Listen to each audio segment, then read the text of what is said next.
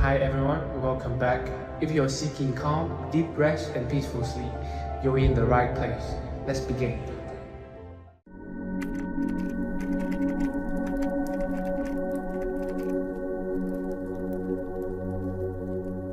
Welcome, friend, to another journey together.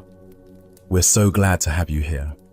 Tonight, we will uncover transformative teachings and wisdom that ancient masters used to calm the turbulent mind and experience profound inner transformation. Feel free to share what time it is and where you are listening from. I'm going to share a collection of powerful Zen stories, each one a key designed to unlock the deepest secrets of mental clarity and emotional freedom. Contained within each tale is a transformative insight that can fundamentally shift your relationship with worry, anxiety, and the restless chatter of your inner world. These are more than simple bedtime stories. They are carefully preserved teachings from those who mastered the inner arts. They understood a truth many of us have forgotten.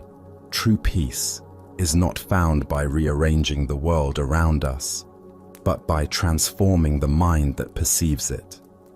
The Buddha taught, "Your worst enemy cannot harm you as much as your own unguarded thoughts."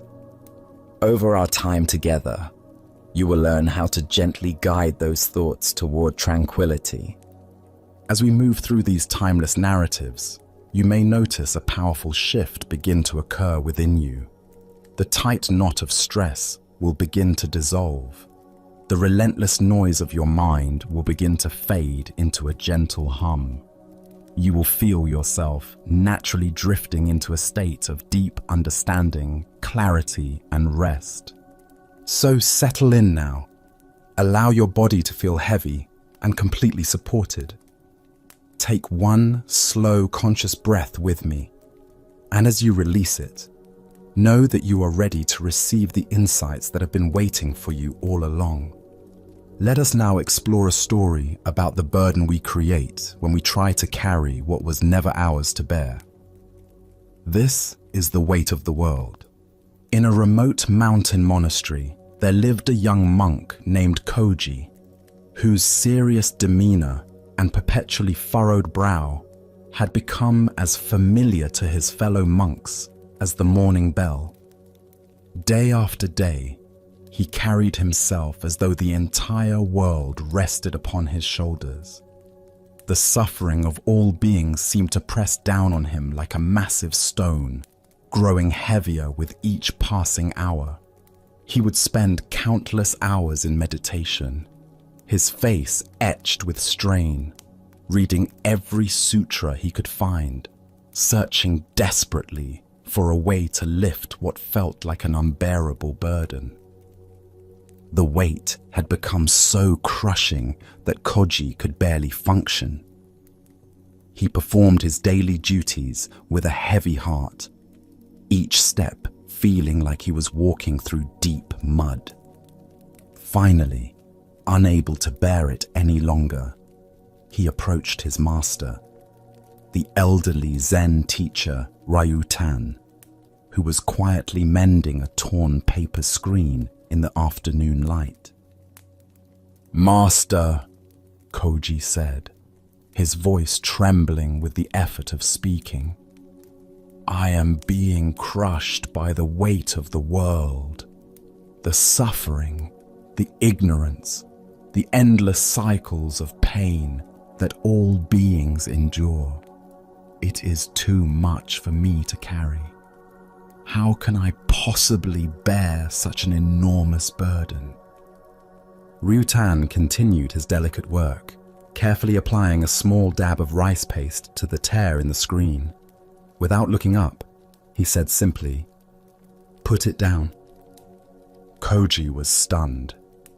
"Put it down? But master, this is the suffering of all sentient beings. I have taken a vow to help them. I cannot simply abandon my responsibility."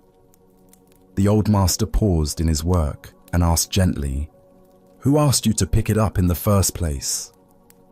Koji stood in complete silence. the master's words echoing through his mind like a temple bell. He looked down at his own hands and realized they were clenched into tight fists, as if desperately holding on to something immense and invisible.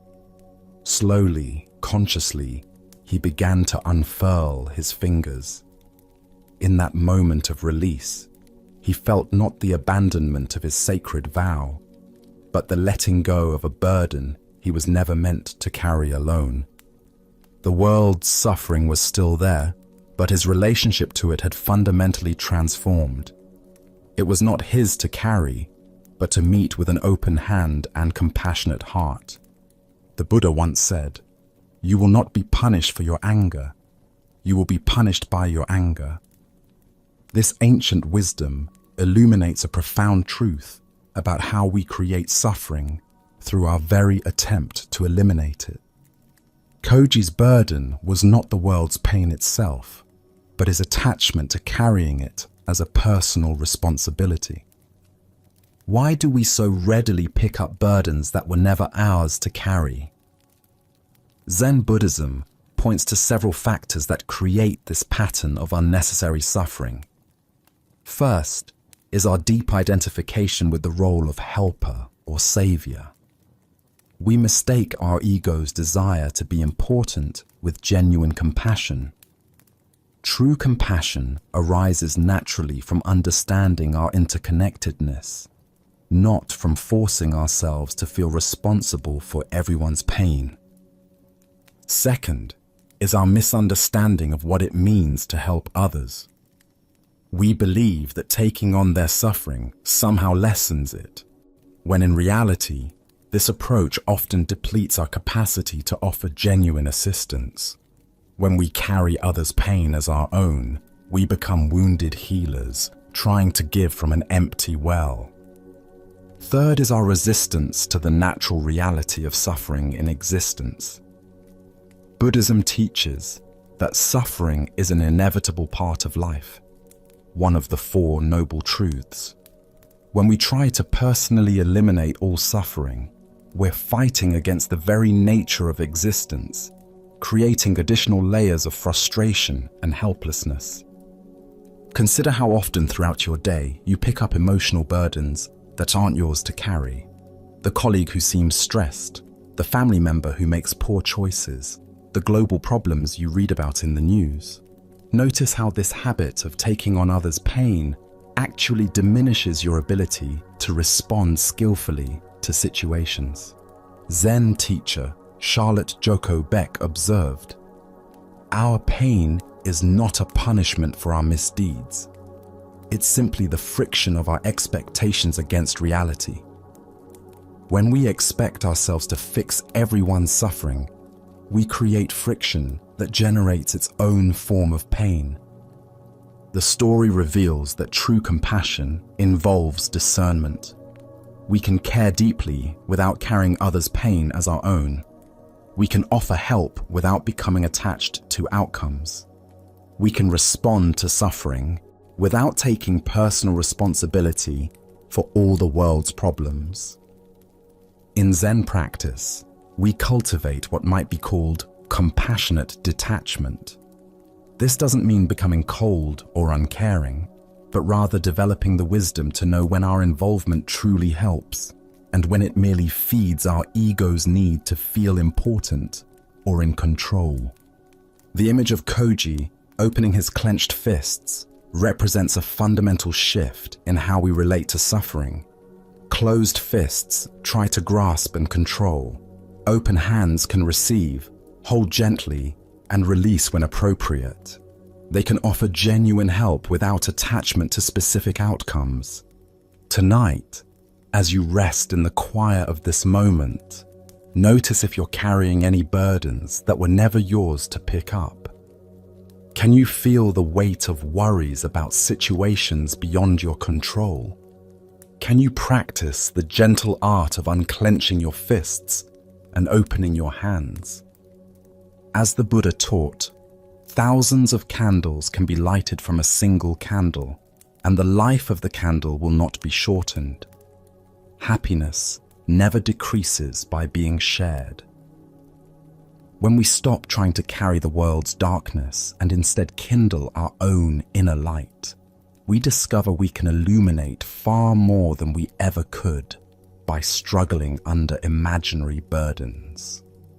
Our next story reveals how our ideas about giving and receiving can blind us to the true nature of generosity. This is the giver should be thankful. In a small, poor temple, nestled in a remote village, lived the Zen master Shaku. Though his wisdom was renowned throughout the region, the temple itself had very little. The monks often went to sleep hungry, and the buildings were in constant need of repair. Word of the master's virtue eventually reached a wealthy merchant who decided that making a grand donation would bring him great merit and recognition. The merchant arrived at the temple gates with great fanfare, carrying a heavy sack filled with gold coins. He had dressed in his finest robes and brought several servants to witness his generous act. With a flourish and obvious pride, he presented the treasure to Master Shaku. "Master," the merchant announced loudly, puffing out his chest so that everyone nearby could hear, "I have brought this magnificent offering for the upkeep of your temple. I trust it will be of great use to you and your monks." Master Shaku received the heavy sack, bowed his head slightly, and said simply, "You have done well. Now, you may go." The merchant stood frozen, his mouth slightly open. He had expected lengthy speeches of gratitude, deep bows of appreciation, and perhaps even a ceremony acknowledging his generosity.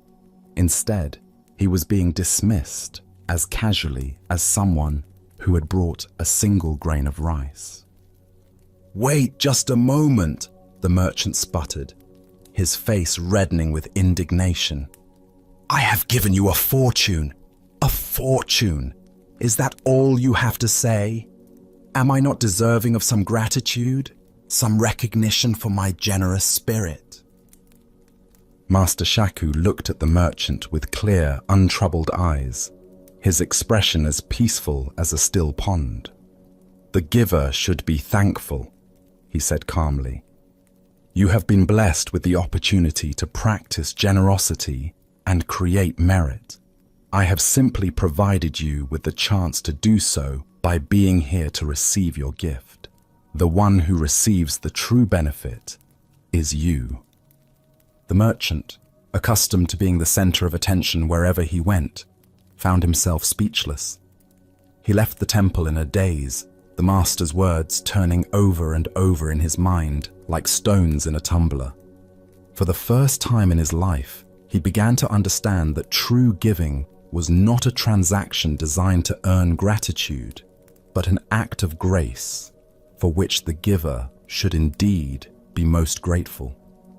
Buddha's wisdom reminds us, generosity brings happiness at every stage of its expression. We experience joy in forming the intention to be generous. We experience joy in the actual act of giving something, and we experience joy in remembering the fact that we have given. This teaching points us toward understanding the merchant's fundamental misunderstanding about the nature of true generosity. What emerges from this story is a complete reversal of our conventional thinking about giving and receiving. Most of us, like the merchant, approach generosity as a form of transaction. We give something expecting something in return, even if what we expect is simply appreciation or recognition. Why do we struggle with this upside-down view of giving? Buddhism explains that our ego constantly seeks validation and importance. When we give with the expectation of gratitude, we're not actually practicing generosity. We're making an investment in our self-image. We want to see ourselves as good, generous people, and we want others to see us this way too. This attachment to recognition transforms what could be a pure act of love into a subtle form of manipulation. We're essentially saying, "I will give you this, but in return, you must make me feel good about myself." This turns the recipient into a debtor, obligated not just to receive our gift, but to perform gratitude for our benefit. Consider how often in your daily life you give with hidden expectations. Perhaps you hold a door open for someone and feel slightly irritated when they don't say thank you. Maybe you help a friend move and find yourself keeping track of whether they reciprocate when you need assistance. Or you might do volunteer work partly for the feeling of being seen as a caring person. Zen Master Dogen taught, "To give is to receive." This paradoxical statement captures the essence of Master Shaku's teaching. When we give with a pure heart, free from expectation, we receive the immediate joy of generosity itself. This joy is independent of the recipient's response. True generosity, Buddhism teaches, is one of the paramitas or perfections that lead to enlightenment. But it only functions as a spiritual practice when it's free from ego involvement. When we give to gain merit, recognition, or even good feelings about ourselves, we're still operating from self-centered motivation. The story also illuminates how receiving is its own form of service. By accepting the merchant's gift gracefully, Master Shaku provided him with an opportunity for spiritual growth. Sometimes the greatest gift we can give someone is to allow them to be generous toward us.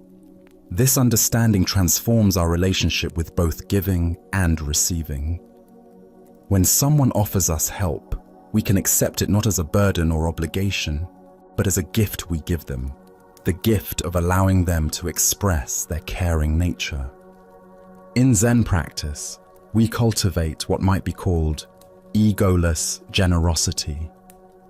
This means giving without keeping score, without expectation, and without attachment to how our gifts are received. It also means receiving gracefully, understanding that gracious receiving is itself a form of giving. Tonight, as you reflect on the gifts you've given and received, can you notice where expectations might have diminished the joy of generosity? Can you remember a time when you gave something with a completely open heart, expecting nothing in return? How did that feel different from giving with hidden expectations? As the Buddha taught, if you knew what I know about the power of giving, you would not let a single meal pass without sharing it in some way. The power he speaks of is not the power to gain gratitude or recognition, but the power to experience the pure joy that flows naturally from an open heart.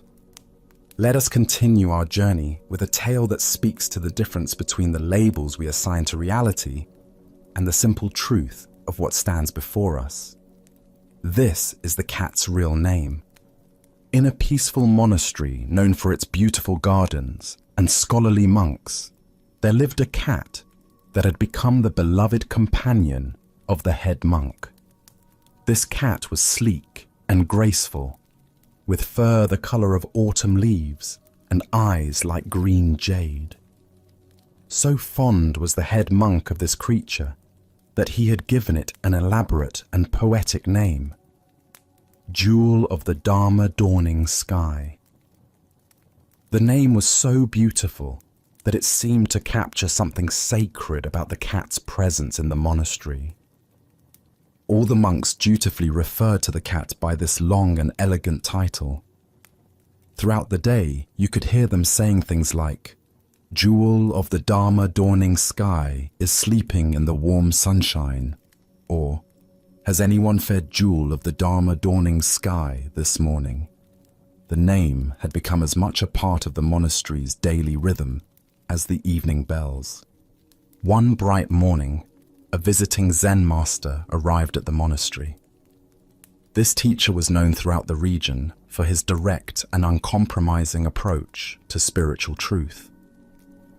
As he walked through the meticulously maintained gardens, enjoying the morning air and observing the peaceful atmosphere, he noticed the cat engaged in what could only be described as an enthusiastic but utterly unsuccessful hunt.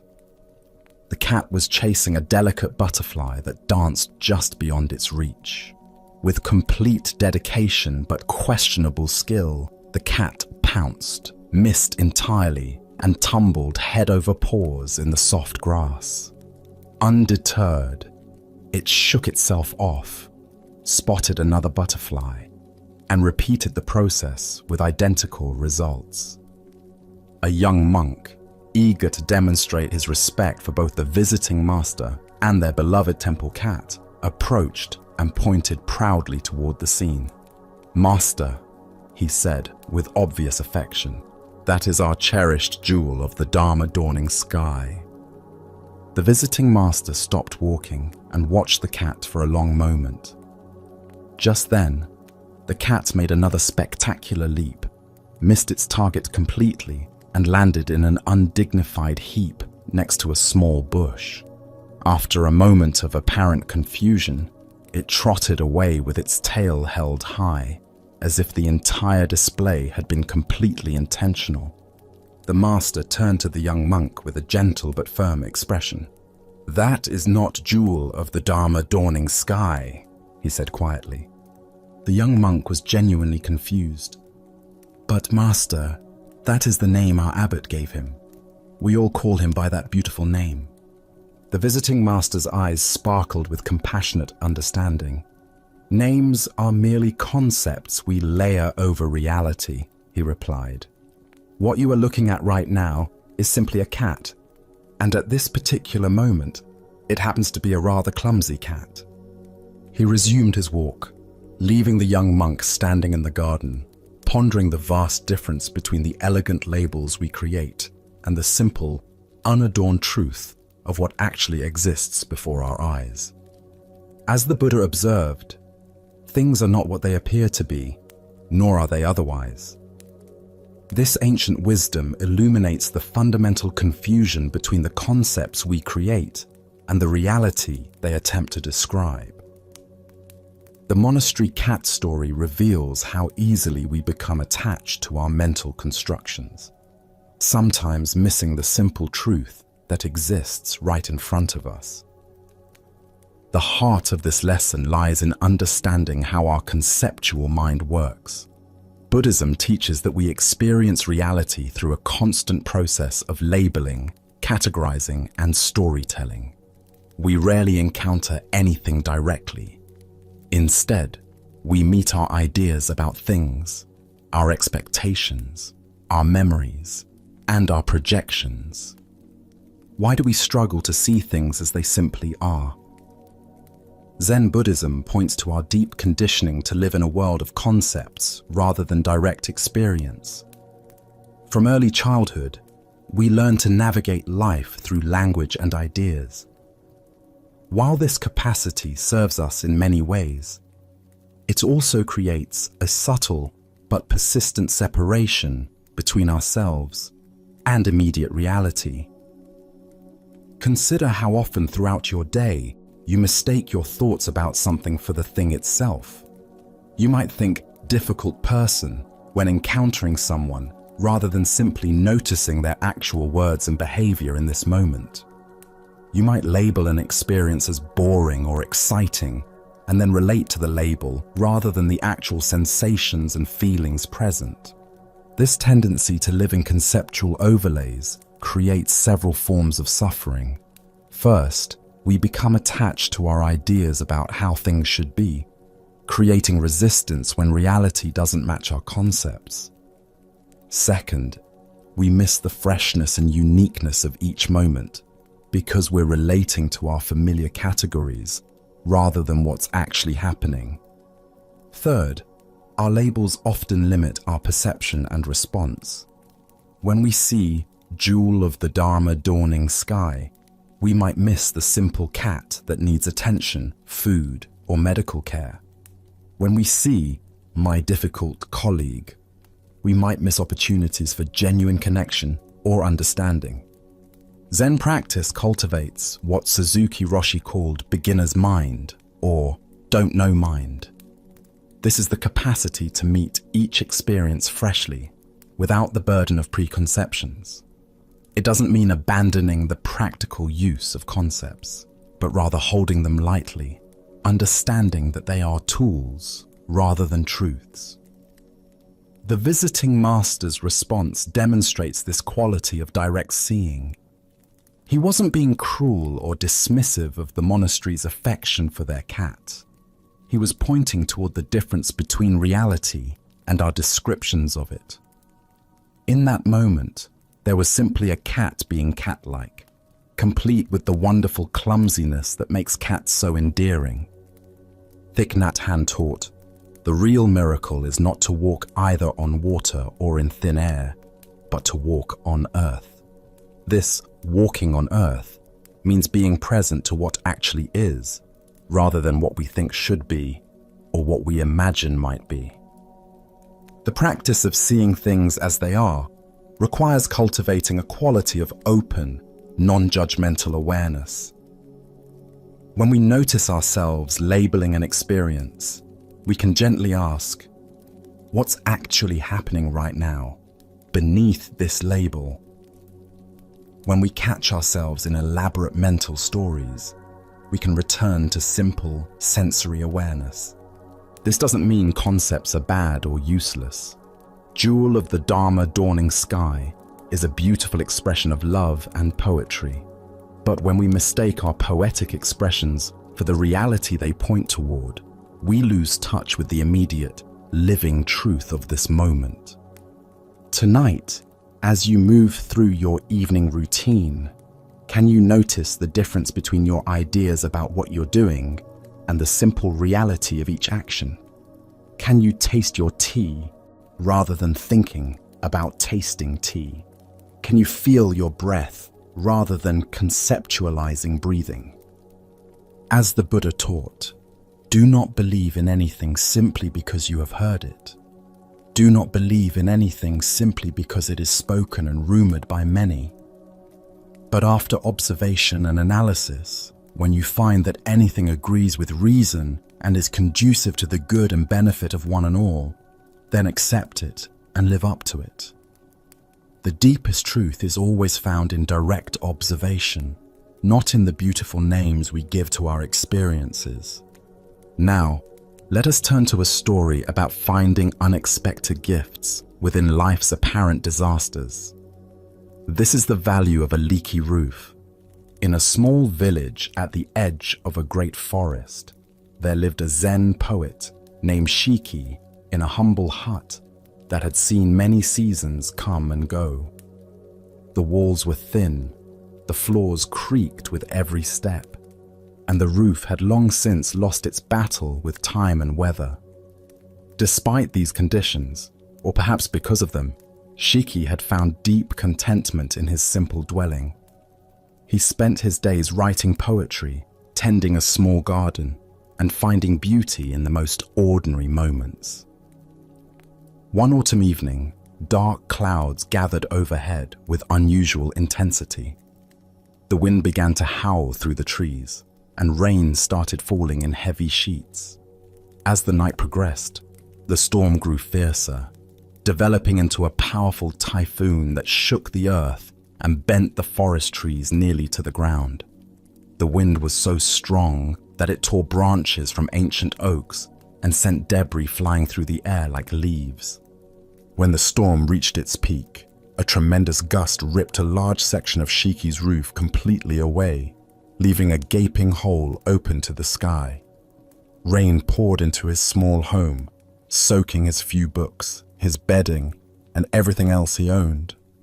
Water pooled on the floor and dripped steadily from the exposed beams.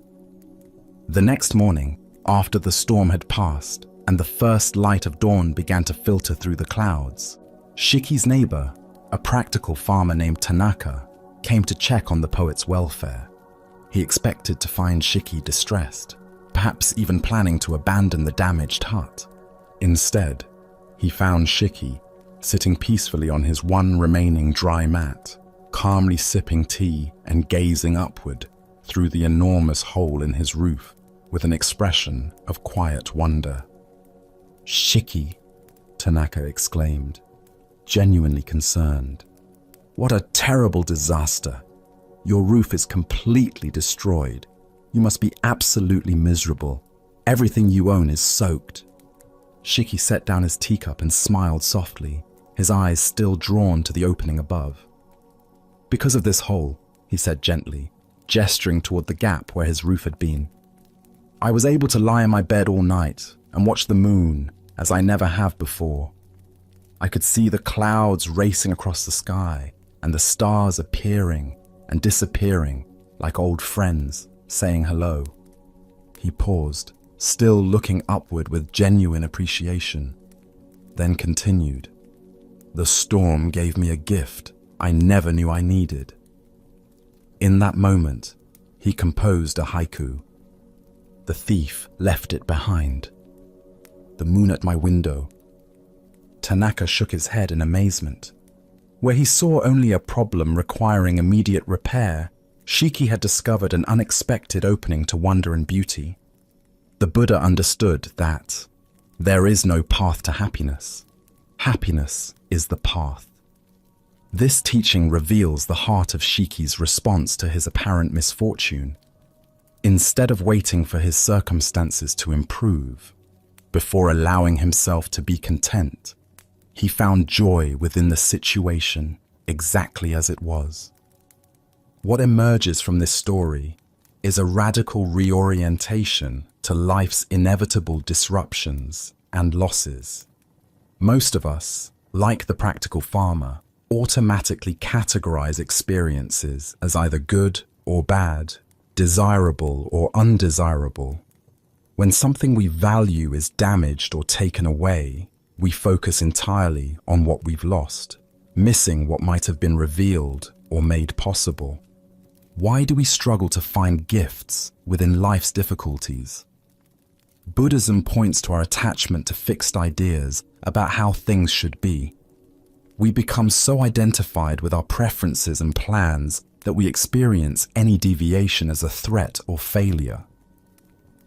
This attachment blinds us to the creative possibilities that often emerge from unexpected changes. Our culture reinforces this pattern by teaching us to view problems as purely negative experiences, to be avoided or quickly resolved. We rarely pause to ask what insights, opportunities, or new perspectives might be available within challenging circumstances. Consider how you typically respond when life doesn't go according to your plans.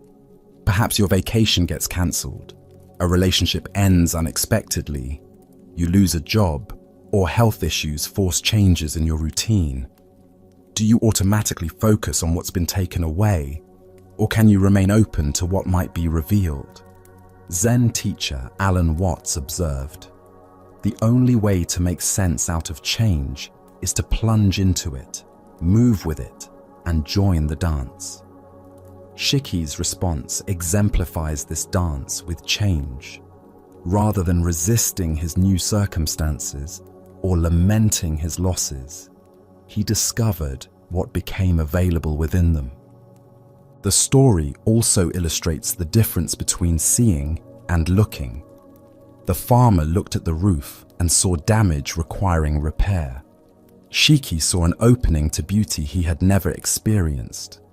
Both perceptions were accurate, but they led to entirely different experiences of the same event. This doesn't mean we should passively accept all difficulties or avoid taking practical action when needed. Shiki would likely repair his roof eventually, but his ability to find genuine joy within the temporary situation prevented the additional suffering that comes from resistance and resentment. Buddhist teachings often use the metaphor of the lotus flower, which grows most beautifully in muddy water. The mud isn't an obstacle to the lotus's beauty. It's the very condition that makes that beauty possible. Similarly, life's apparent disasters often contain within them the conditions for unexpected growth, insight, or appreciation. The haiku Shiki composed captures this perfectly.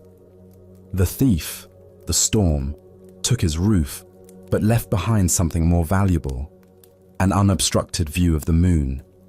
This poetic insight reveals how loss and gift can be two aspects of the same experience, depending on how we choose to see. In Zen practice, we cultivate what might be called flexible attachment. We can appreciate and care for things without demanding that they remain unchanged. We can make plans while staying open to the creative possibilities that emerge when those plans are disrupted. Tonight, as you reflect on recent disruptions or disappointments in your life, can you identify any unexpected gifts that may have been revealed? Perhaps a cancelled plan led to a meaningful conversation, a health challenge brought family closer together, or a professional setback opened new directions you hadn't considered. As the Buddha taught, in the end, just three things matter: how well we have lived, how well we have loved, how well we have learned to let go. Shiki's leaky roof reminds us that learning to let go doesn't mean becoming passive or uncaring. It means staying open to the moon that appears when the roof of our expectations is blown away. Our next story speaks to the difference between spiritual concepts and authentic awakening. This is not quite a Buddha. After many years of intensive Zen training, a dedicated student named Kenji felt certain he had finally achieved the enlightenment he had sought for so long. He had studied countless texts, spent thousands of hours in meditation, and faithfully followed every teaching his master had given him.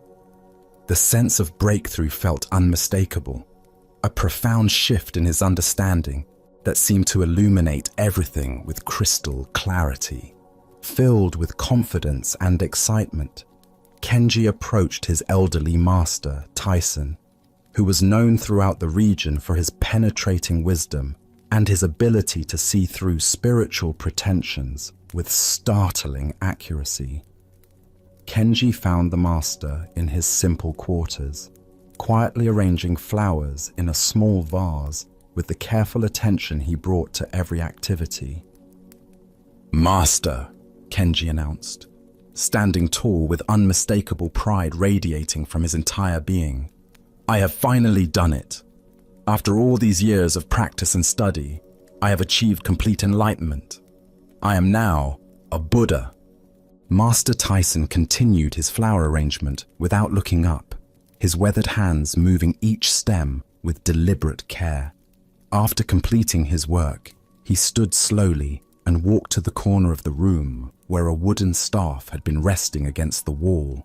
Without warning or explanation, he picked up the staff and delivered a sharp, decisive whack to Kenji's head. Kenji stumbled backward, shocked and in considerable pain. His hand flew to his head as his face flushed with indignation and confusion. "Master, why did you strike me?" he cried out, his voice rising with anger and hurt. "I told you I am enlightened. I am a Buddha. How could you treat a Buddha with such violence?" Master Tyson set the staff down gently and looked at Kenji with eyes that held both compassion and gentle amusement. "I have encountered many Buddhas throughout my long life," he said calmly, "and I have observed something quite interesting about them." He paused, allowing his words to settle in the quiet room before continuing. "When you strike a stone Buddha, it produces a dull, solid thud and remains completely unmoved. When you strike a bronze Buddha, it creates a beautiful, resonant sound that rings through the air. But when you strike a living Buddha," he said, meeting Kenji's confused gaze directly, "it says, 'Ouch.'" The room fell into profound silence as the full impact of the master's teaching began to dawn on Kenji. He had been so focused on becoming something special, something beyond ordinary human experience, that he had completely missed the Buddha nature that was already present in his very human responses. Buddha spoke of this when he said, "If you meet the Buddha on the road, kill him." The deeper teaching here shows us that true awakening cannot be grasped as an achievement or worn as a spiritual identity. Any concept we have of enlightenment, no matter how sophisticated, becomes another form of delusion when we cling to it. Why do we struggle with this subtle spiritual trap? Zen Buddhism explains that the ego is incredibly clever at co-opting even our highest aspirations.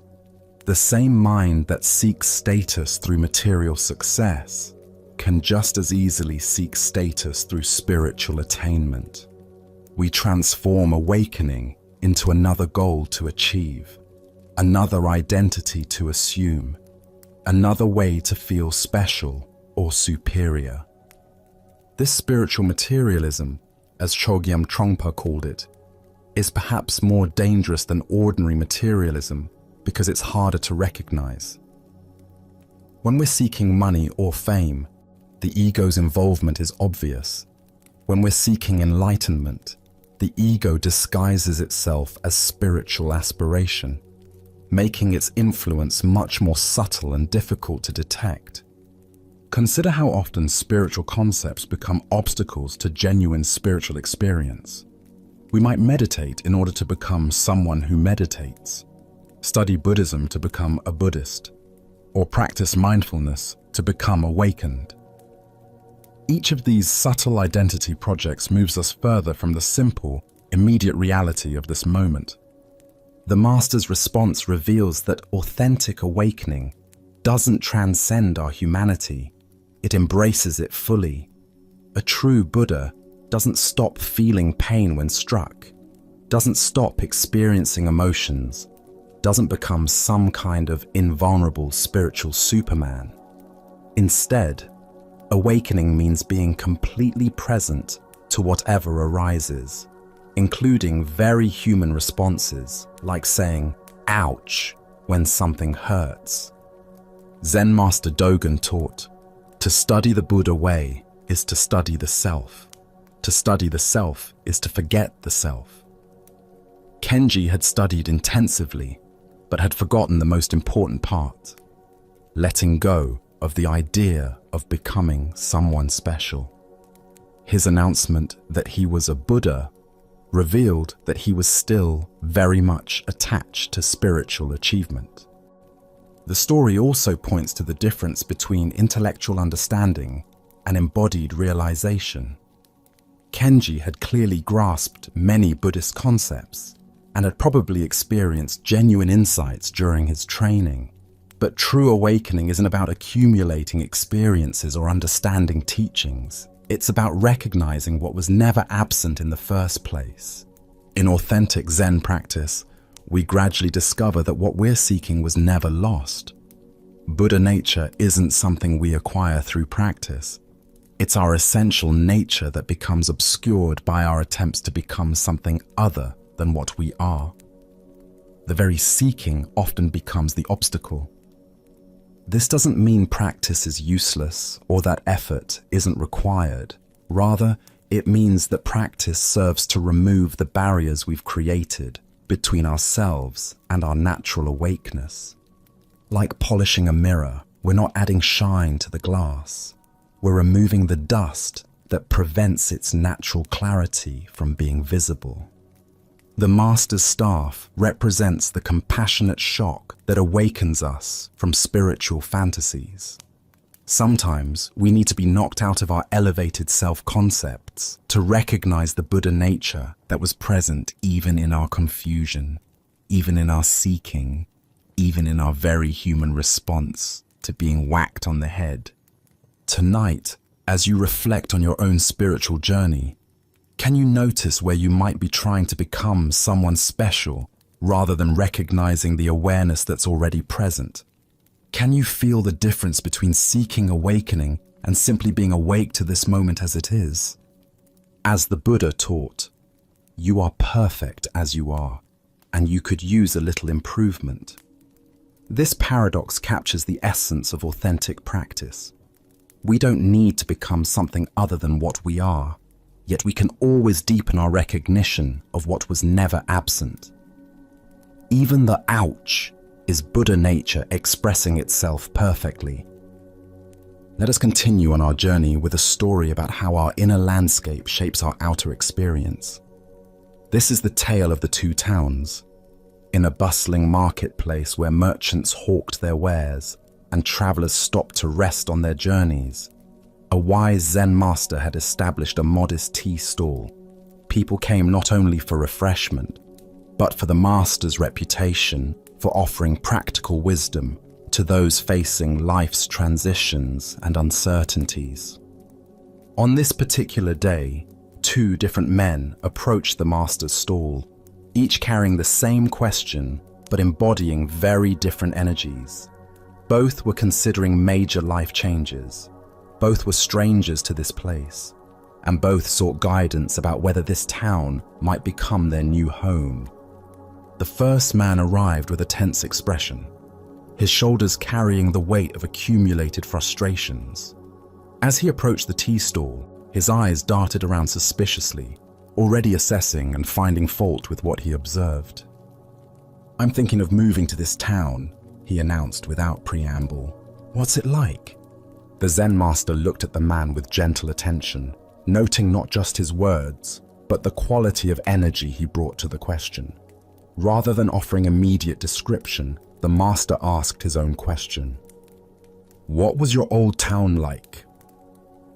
The first man's response came quickly, as if he had rehearsed these complaints many times. "It was dreadful," he said with obvious bitterness. "Everyone was hateful and unfriendly. The neighbors were inconsiderate, the shopkeepers were rude, and the whole place was full of selfish, unpleasant people. I couldn't stand it there anymore." The master nodded thoughtfully, his expression remaining compassionate despite the negativity pouring from his visitor. "This town is very much the same," he replied simply. "I don't think you should move here." The first man's face darkened with disappointment and frustration. Without another word, he turned and walked away, muttering under his breath about how this place was probably just as bad as everywhere else. Shortly after the first man departed, the second traveler approached the tea stall. His manner was notably different, relaxed, curious, and open. His eyes took in the surroundings with appreciation rather than judgment, and when he smiled at the master, it seemed to come from a place of genuine warmth. "I'm thinking of moving to this town," he said cheerfully. "What's it like?" The master regarded this second visitor with the same careful attention he had given the first, again choosing to learn more before offering his assessment. "What was your old town like?" he asked. The second man's face lit up as he considered the question. "It was wonderful," he said with obvious fondness. "Everyone was so friendly and helpful. My neighbors looked out for each other. The local merchants knew everyone by name. And there was a real sense of community. I was very happy there. I'm only considering a change because I'm looking for new adventures and opportunities." The master smiled knowingly. "This town is very much the same," he told the second man. "I think you will like it here very much." The second man's face broke into a delighted grin. He thanked the master warmly and walked away with a spring in his step, already seeing possibilities and connections in his new environment. Buddha's wisdom teaches us, all that we are is the result of what we have thought. The mind is everything. What we think, we become. This ancient insight illuminates the profound truth demonstrated by the master's seemingly contradictory responses to the two travelers. Here, we discover one of the most fundamental principles of human experience. We don't see the world as it is, but as we are. The master gave identical answers to both men because he recognized that their questions revealed far more about their internal states than about their external circumstances. Why do some people find community and kindness wherever they go, while others encounter hostility and disappointment in the same environments? Buddhist psychology explains that our perceptual filters, shaped by our habitual mental patterns, literally create our experienced reality. We notice evidence that confirms our existing beliefs while filtering out information that contradicts them. The first man carried what modern psychology might call a negative attribution bias, the tendency to interpret ambiguous situations in the most negative possible way. His mind was like a magnet for negative experiences, not because the world was inherently hostile, but because that's what he was conditioned to see. The second man demonstrated the opposite pattern, a generous attribution style that assumed the best in others and looked for positive connections. His mind was attuned to kindness and possibility. Consider how this plays out in daily life. Two people can work in the same office and have completely different experiences. One sees politics, competition, and dysfunction everywhere. The other finds mentorship, collaboration, and growth opportunities in the same environment. This doesn't mean that objective conditions don't matter, or that all experiences are equally positive. Rather, it points to the enormous influence our mental habits have on shaping our lived reality. As Zen teacher Jon Kabat-Zinn says, "Wherever you go, there you are." We carry our internal weather with us, and it colors everything we encounter. The master's wisdom lay in recognizing that no external change of location could solve the first man's problem. If he moved to this town with the same negative perceptual filters, he would recreate the same disappointing experiences he was trying to escape. This insight has profound implications for how we approach life changes and problem solving. Often, when we're unhappy with our circumstances, our first instinct is to change the external conditions. But if we don't address the internal patterns that created our dissatisfaction, we simply recreate similar problems in new settings.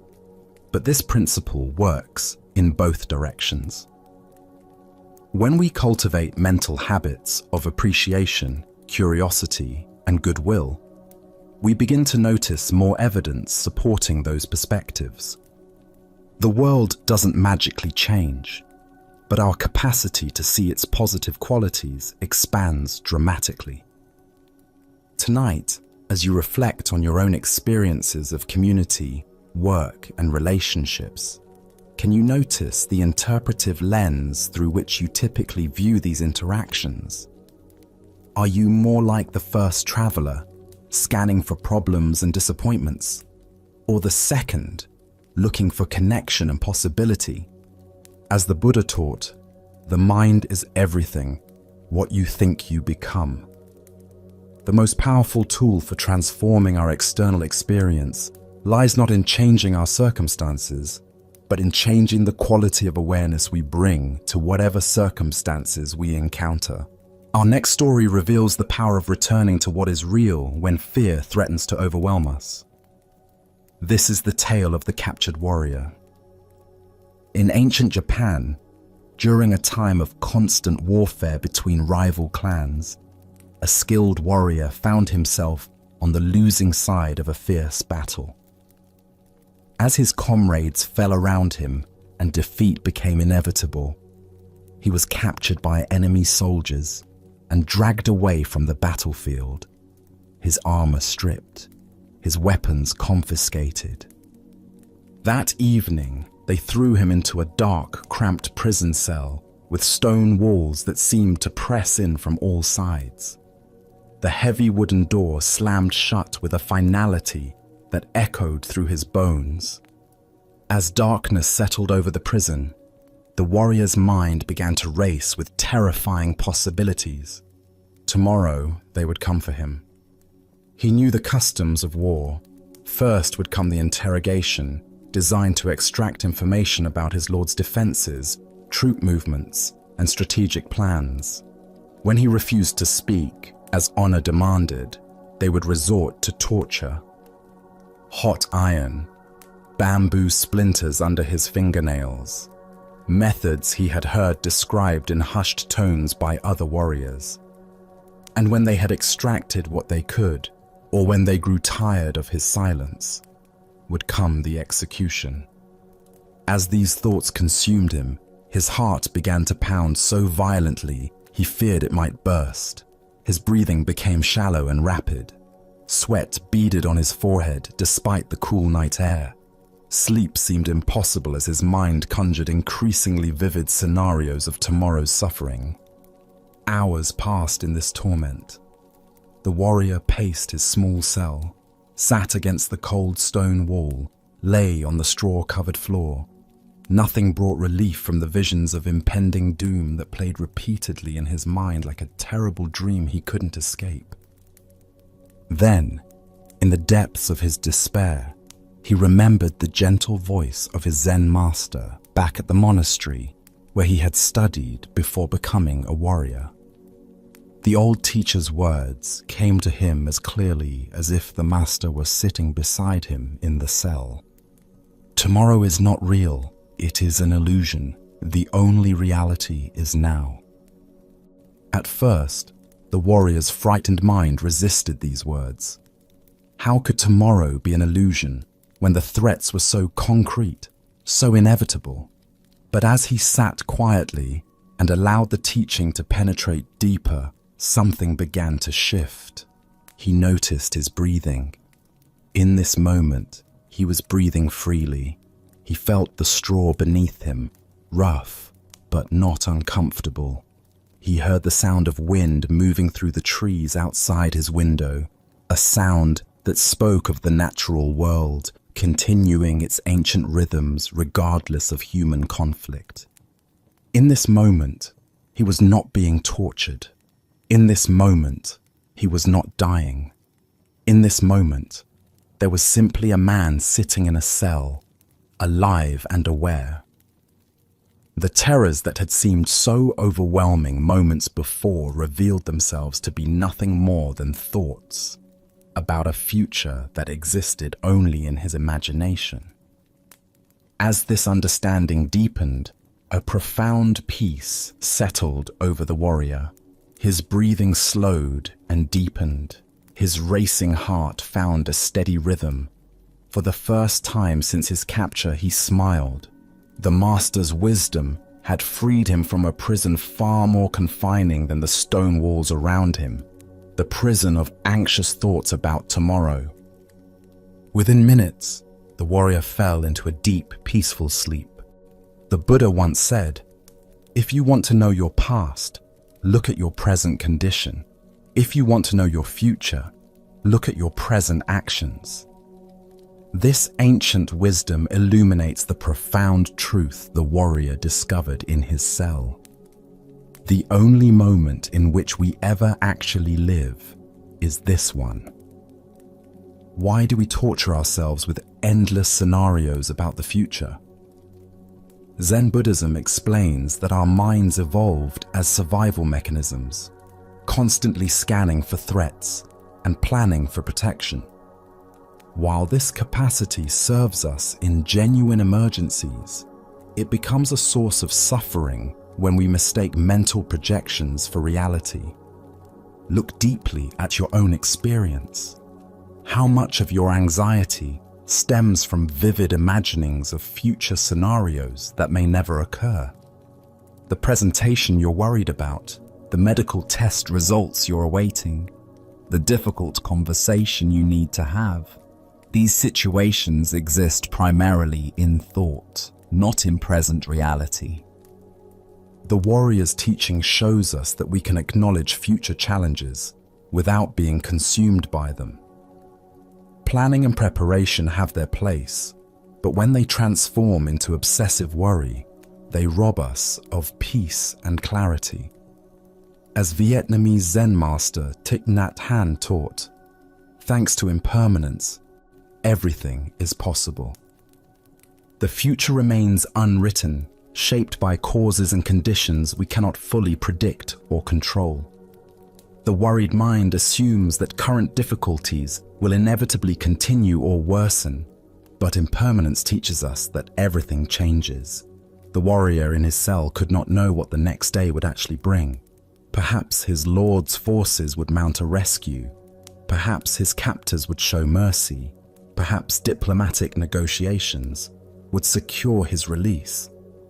Buddha spoke of this when he said, "The past is gone, the future is not yet here, and there is only one moment for you to live."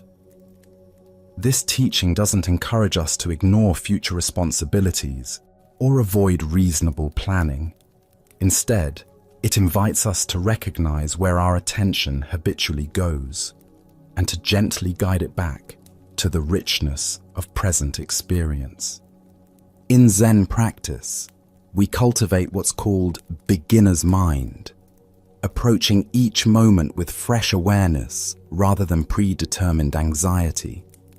When we truly inhabit the present, we often discover that it contains resources for peace and clarity that worried thinking never revealed. Consider how the warrior's shift in attention transformed his entire experience.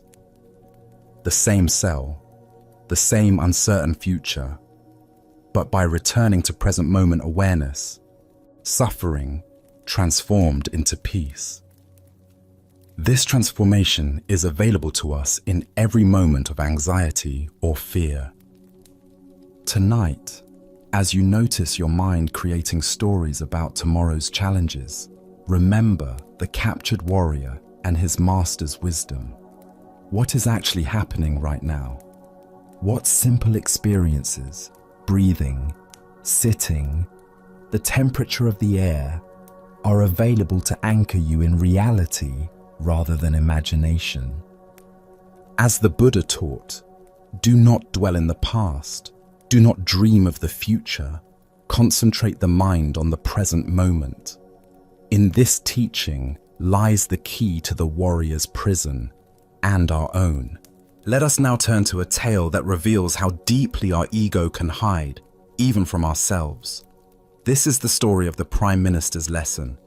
In the grand capital of the Tang Dynasty, where golden palaces rose toward heaven and scholars debated philosophy in moonlit gardens, there lived a man of extraordinary accomplishments.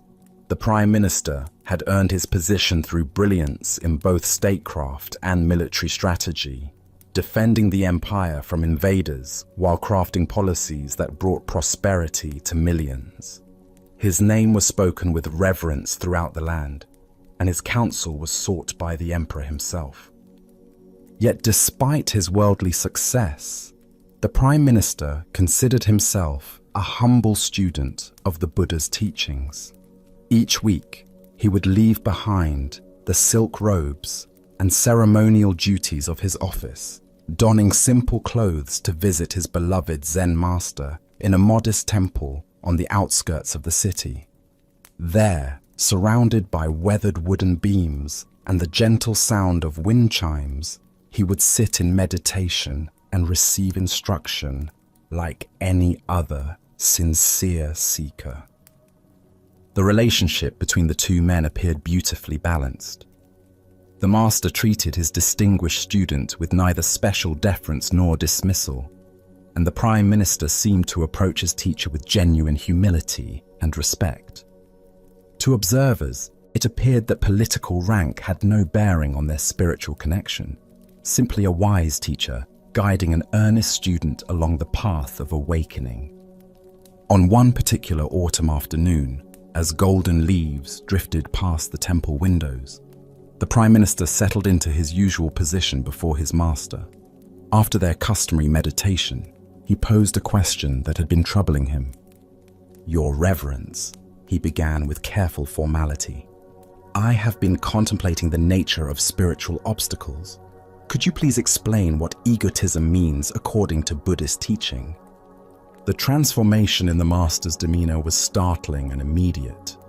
His face flushed deep red, his eyes flashed with apparent anger, and in a voice dripping with condescension and contempt, he snapped back harshly. "What kind of stupid question is that? Have you learned nothing in all your visits here?" The Prime Minister recoiled as if physically struck. Never had his teacher spoken to him with such disrespect. His own face grew hot with indignation. How dare this simple monk, who had never governed provinces or led armies, speak to him in such a manner? Did he not understand to whom he was speaking? The Prime Minister's jaw tightened, his hands clenched, and his entire body bristled with wounded pride and rising fury. Then, just as suddenly as the storm had begun, the master's expression softened into a gentle smile. His voice returned to its usual warm, patient tone as he said quietly, "This, Your Excellency, is egotism."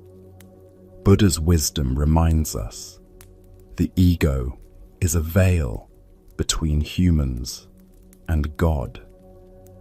What emerges from this story is a profound teaching about the subtlety and persistence of our false sense of self. Even when we believe we have cultivated humility, the ego remains, waiting for the right trigger to reveal its hidden presence. Why do we struggle to see our own egotism? Zen Buddhism teaches that the ego is like our own shadow, always present but rarely noticed because we're looking in the wrong direction. The ego is particularly clever at disguising itself in spiritual clothing. We can practice meditation for years, study sacred texts, and even develop genuine compassion, all while maintaining a subtle sense of spiritual superiority or specialness. The Prime Minister's ego wasn't obvious in his daily spiritual practice. He appeared humble, respectful, and sincere. But when his dignity was challenged, when his sense of status and importance was threatened, the ego erupted with full force. This is the ego's signature. It reveals itself not in our calm moments, but in our reactive ones. Consider how often throughout your day you might experience similar moments. A colleague interrupts you during a meeting, and irritation flashes through your mind. A driver cuts you off in traffic, and anger arises. Someone questions your expertise in an area you consider your specialty, and defensiveness emerges. These automatic reactions reveal the ego's constant vigilance, always ready to defend its constructed image of who we think we are. Zen master Suzuki Roshi taught, "Each of you is perfect the way you are, and you can use a little improvement." This paradox points to the heart of working with ego. We must simultaneously accept ourselves completely while remaining willing to see through our self-deceptions. The ego thrives on both self-hatred and self-aggrandizement, but it dissolves in the light of honest, compassionate self-observation. The master's skillful teaching method reveals another crucial insight. Sometimes the most effective spiritual instruction comes not through gentle guidance, but through direct confrontation with our unconscious patterns. The shock of having his dignity challenged in such an unexpected way created a moment of clarity for the Prime Minister. A sudden recognition of patterns that had been operating below the surface of his awareness. In Zen practice, we cultivate what might be called ego transparency, the ability to see through our self-protective mechanisms as they arise. This doesn't mean we eliminate the ego entirely, which would be neither possible nor desirable, but rather that we develop a lighter relationship with it. We learn to recognize its voice without automatically believing its stories. Tonight, as you notice moments of defensiveness, irritation, or wounded pride arising in your interactions, can you remember the Prime Minister's lesson? Can you see these reactions not as character flaws, but as opportunities for deeper self-understanding? As the Buddha taught, you only lose what you cling to.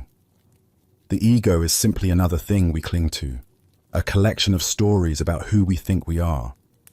In releasing our grip on these stories, we discover the freedom that lies beyond the prison of self-importance. Let us now turn to a story about the fundamental truth that governs all experience.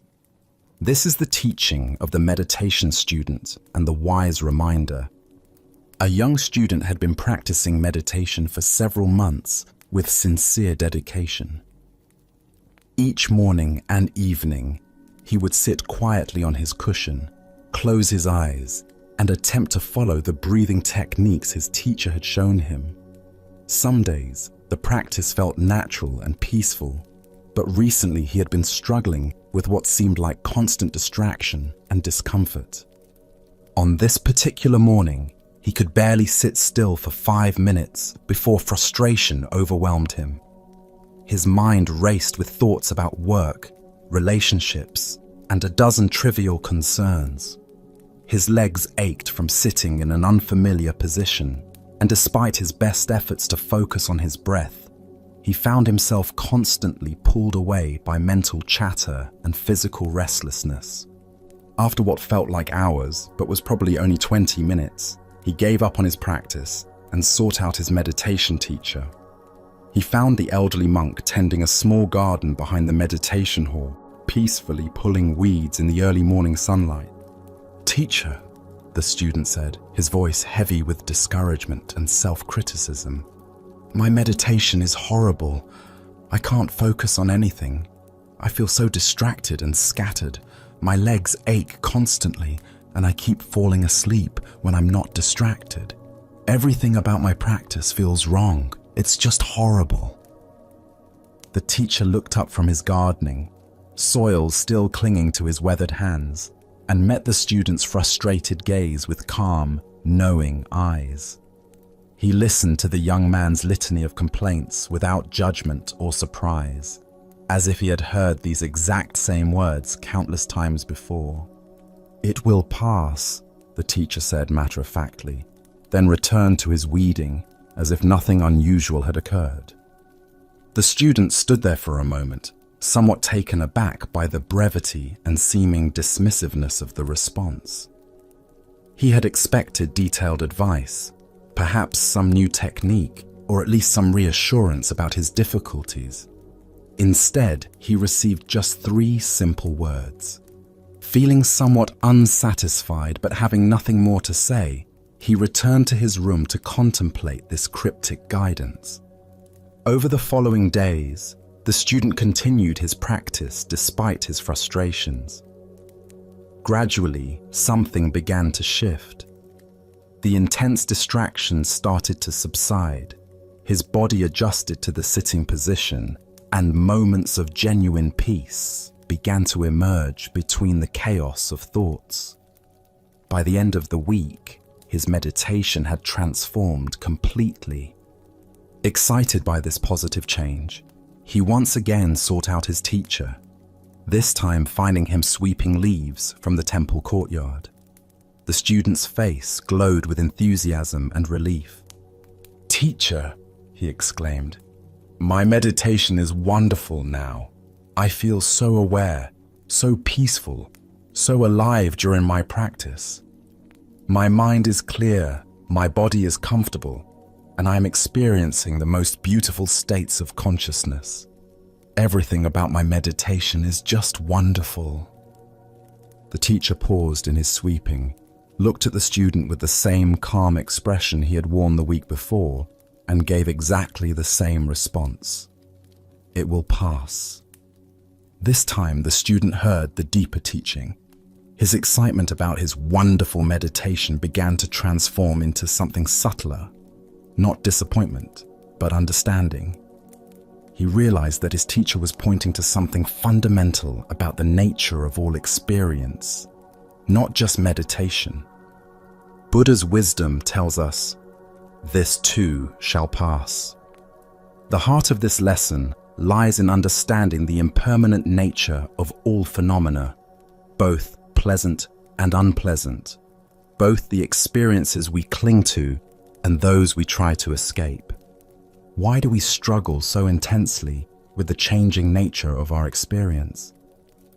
Zen Buddhism reveals that much of our suffering comes from our resistance to impermanence, our desperate attempts to hold on to pleasant states, and our equally desperate attempts to escape unpleasant ones. We exhaust ourselves trying to control what is essentially uncontrollable. The student's meditation experiences, both horrible and wonderful, were equally temporary.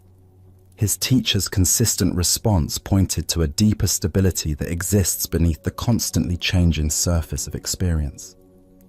This isn't the stability of unchanging conditions, but the stability of awareness itself, the space in which all changing experiences arise and pass away. Consider your own relationship with the ups and downs of daily life. How much energy do you spend trying to perpetuate good moods, successful periods, or comfortable circumstances? How much resistance do you feel toward difficult emotions, challenging phases, or uncomfortable situations? Both the grasping and the resistance create unnecessary suffering. In Zen practice, we learn to develop what might be called equanimity with impermanence.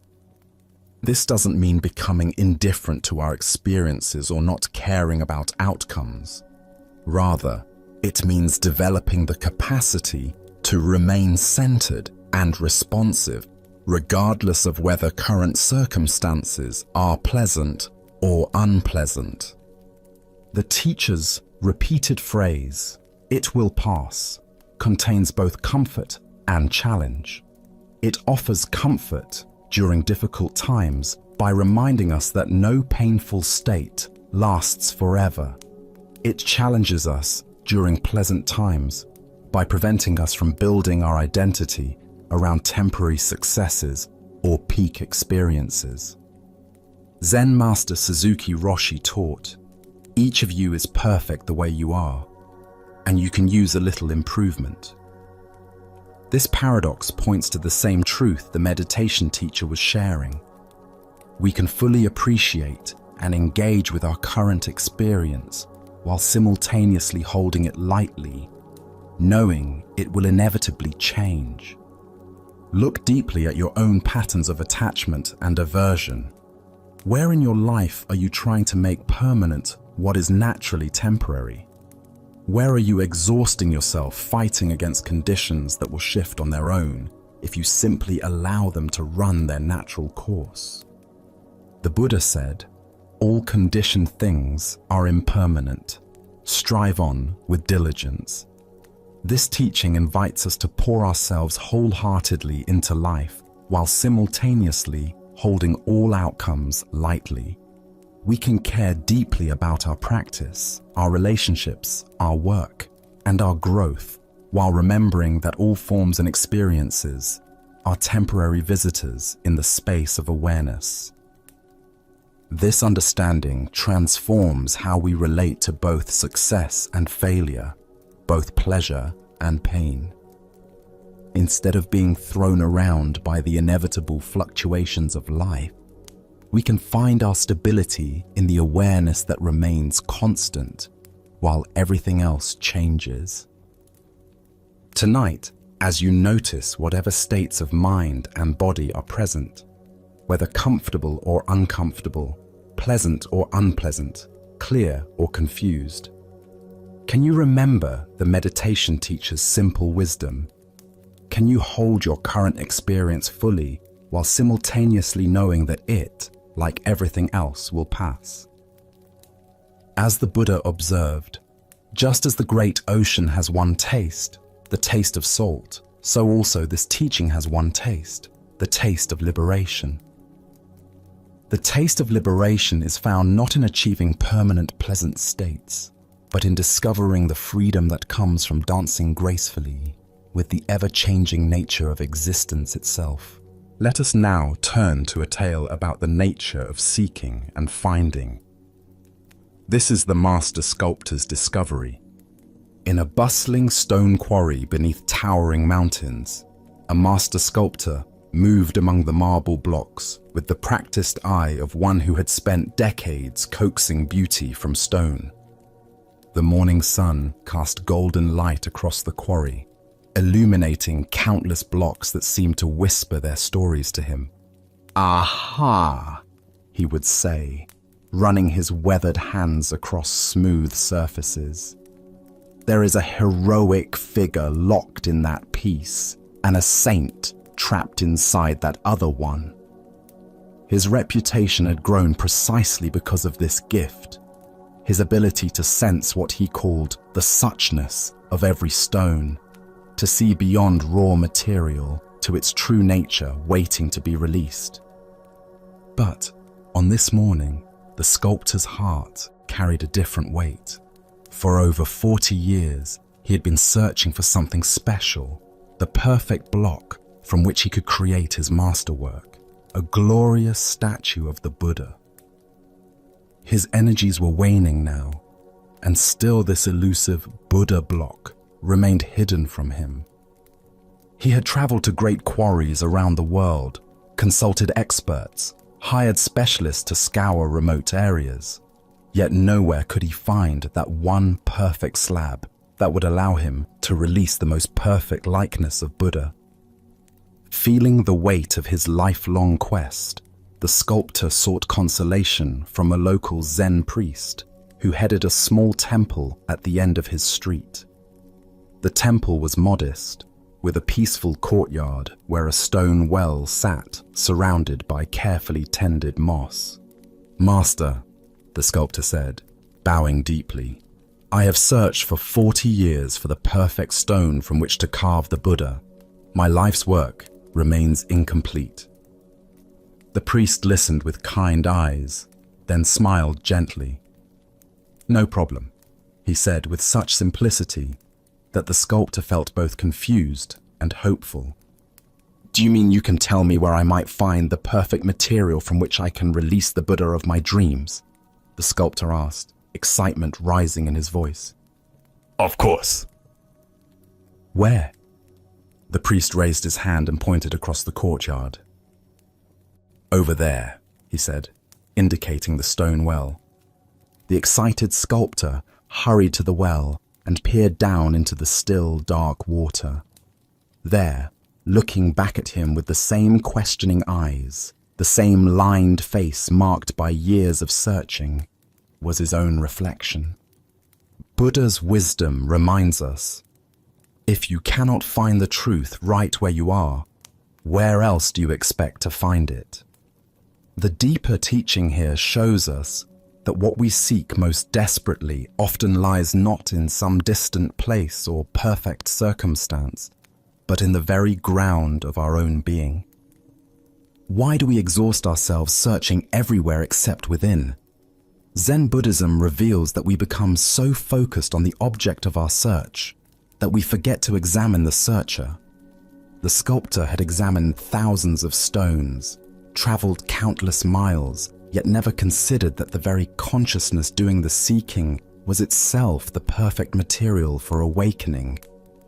Consider how often throughout your day you postpone contentment, waiting for better circumstances. "I'll be happy when I get the promotion, find the right partner, when conditions are finally perfect."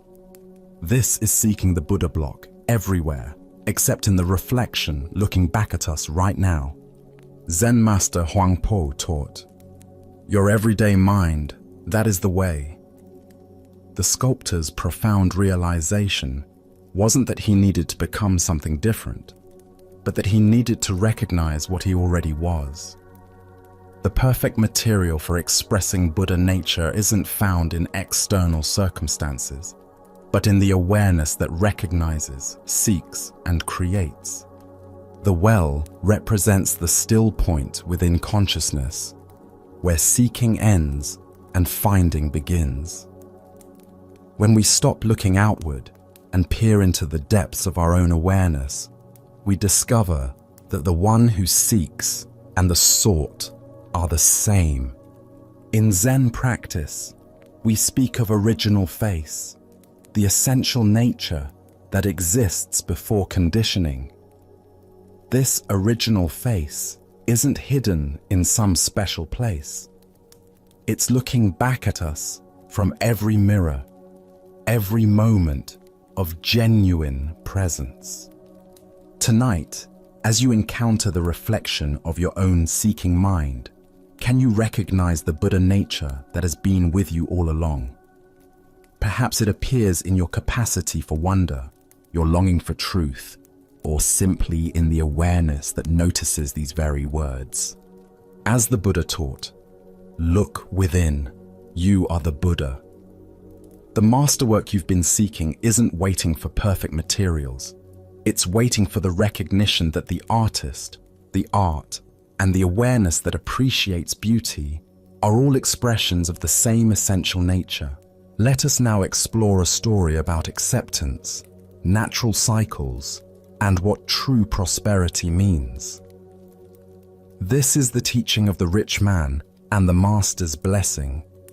A wealthy merchant had built a vast fortune through years of shrewd business dealings and careful investments. His family owned multiple properties, controlled trade routes, and wielded considerable influence throughout the region.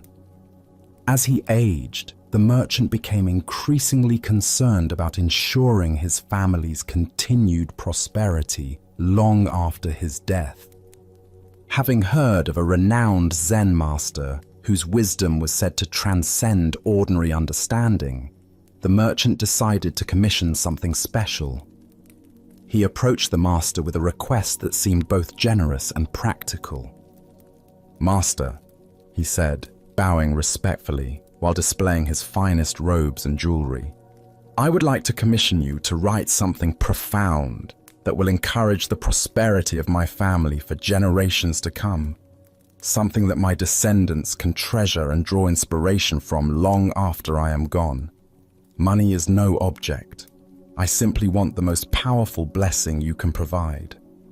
The master listened quietly to this request, observing the merchant's obvious wealth and the sincere concern he felt for his family's future. After a moment of contemplation, he nodded his agreement and asked for a large piece of the finest paper. The merchant watched eagerly as the master prepared his brush and ink with ceremonial care. He expected elaborate calligraphy, perhaps ancient wisdom about accumulating wealth, or powerful mantras that would ensure his family's continued success in business and life. The master's reputation suggested that whatever he wrote would be both beautiful and profound. With simple, elegant strokes, the master wrote just 7 words. Father dies, son dies, grandson dies. When the merchant read what had been written, his face flushed red with anger and disbelief. This was not at all what he had expected or requested. "Master!" he exclaimed, his voice rising with indignation. "I asked you to write something that would bring happiness and prosperity to my family for generations. Instead, you give me this depressing message about death. Why do you give me something so depressing like this?" The master looked at him with calm, compassionate eyes and began to explain the deeper meaning behind what might appear to be a morbid prediction. "Consider carefully what I have written," the master said gently. "If your son should die before you, this would bring unbearable grief to your family. Parents are not meant to outlive their children. Such loss creates a wound that never fully heals. If your grandson should die before your son, this too would bring tremendous sorrow to your family and disrupt the natural flow of life." The merchant began to listen more carefully, sensing there was something deeper in the master's words than he had initially understood. "But if your family continues, generation after generation, with each death occurring in the natural order I have described, this represents the ideal course of life. This is the pattern that brings the least suffering and the greatest harmony. This natural succession, where each generation has time to live fully before passing responsibility to the next, is true happiness and genuine prosperity. As the Buddha taught, of all things, impermanence is the most sacred. This ancient wisdom illuminates why accepting the natural order of life and death creates more genuine peace than any accumulation of material wealth ever could. Why do we resist the fundamental reality that all things, including our own lives and those of our loved ones, are temporary? Zen Buddhism reveals that much of our suffering comes from fighting against impermanence rather than finding peace within its natural rhythms. The merchant's initial understanding of prosperity was limited to material accumulation, wealth, property, and influence that could be passed down through generations. But the master pointed to a deeper form of prosperity, the blessing of a family that experiences life and death in harmony with natural order rather than in tragic disruption of it. Consider how different our relationship to mortality becomes when we see death not as failure or tragedy, but as the natural conclusion of a life fully lived. The master's blessing wasn't morbid. It was recognition that the greatest gift we can wish for our families is that each generation has the opportunity to live completely before making way for the next. This teaching also reveals the limitation of trying to control the future through accumulation of resources. The merchant wanted to ensure his family's prosperity through external means, but the master suggested that true prosperity comes from accepting life's fundamental conditions rather than attempting to transcend them. In our modern context, we often measure family success by material legacy, the wealth we leave behind, the properties we pass down, the financial security we provide. But how often do we consider the emotional and spiritual legacy of a family that understands and accepts life's natural rhythms? The Buddha said, "All conditioned things are impermanent. Strive on with diligence." This teaching reminds us that even while we work diligently to create good conditions for ourselves and our loved ones, the ultimate prosperity comes from understanding and accepting the temporary nature of all achievements. Look deeply at your own hopes and fears for your family's future. How much energy goes toward trying to control outcomes that are ultimately beyond our control? What would it mean to wish for your loved ones not immunity from life's natural processes, but wisdom and acceptance in meeting them? The master's blessing contains a profound recognition. The alternative to natural order is not preservation, but tragedy. By wishing for the normal sequence of generational transition, he was wishing for the absence of the premature deaths and disrupted cycles that create the deepest forms of suffering.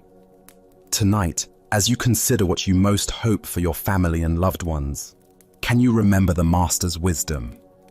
Can you see that the greatest blessing might not be the avoidance of mortality, but the grace to experience it in harmony with natural order? Buddha's wisdom reminds us, better than 1,000 hollow words is one word that brings peace.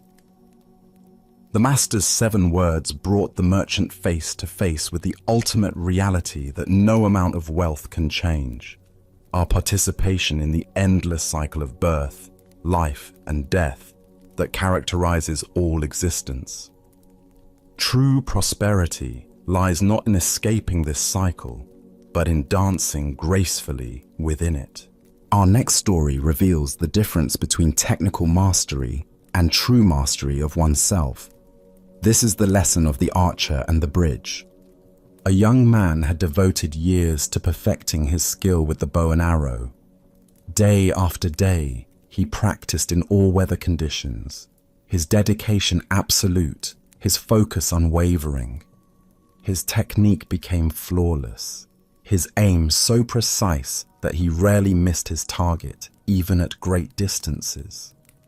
Word of his remarkable ability spread throughout the region, and he began winning archery contests one after another, each victory feeding his growing pride and confidence. Flush with success, and perhaps a bit intoxicated by his own reputation, the young archer decided to seek out the ultimate challenge.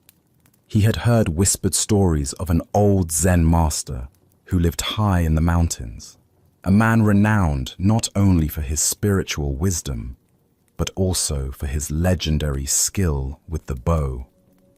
I will challenge this old master, the young man thought, and when I defeat him, everyone will know that I am the greatest archer in all the land.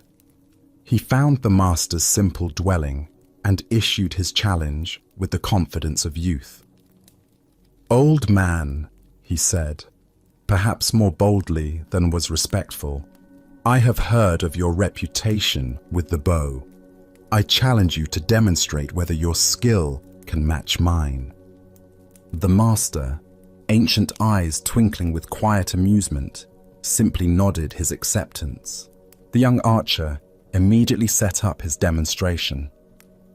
He selected a target at a considerable distance, drew his bow with practiced precision, and let loose his arrow. It flew straight and true, striking the exact center of the bullseye with a satisfying thud. Without pausing, he notched a second arrow, drew, aimed, and fired again. This arrow split the first arrow down its center, a feat of such technical brilliance that few archers in the world could have accomplished it. The young man turned to the master with obvious satisfaction, his chest puffed with pride. "There," he said, gesturing toward his perfect demonstration. "Let's see if you can match that display of skill." The old master looked at the target, then at the young man, and smiled gently. But instead of drawing his own bow, he simply motioned for the archer to follow him. "Come," he said quietly, "let us find a more suitable place for this demonstration." Curious about what the old man had in mind, and confident that no location could diminish his superior abilities, the young archer followed the master up a winding mountain path.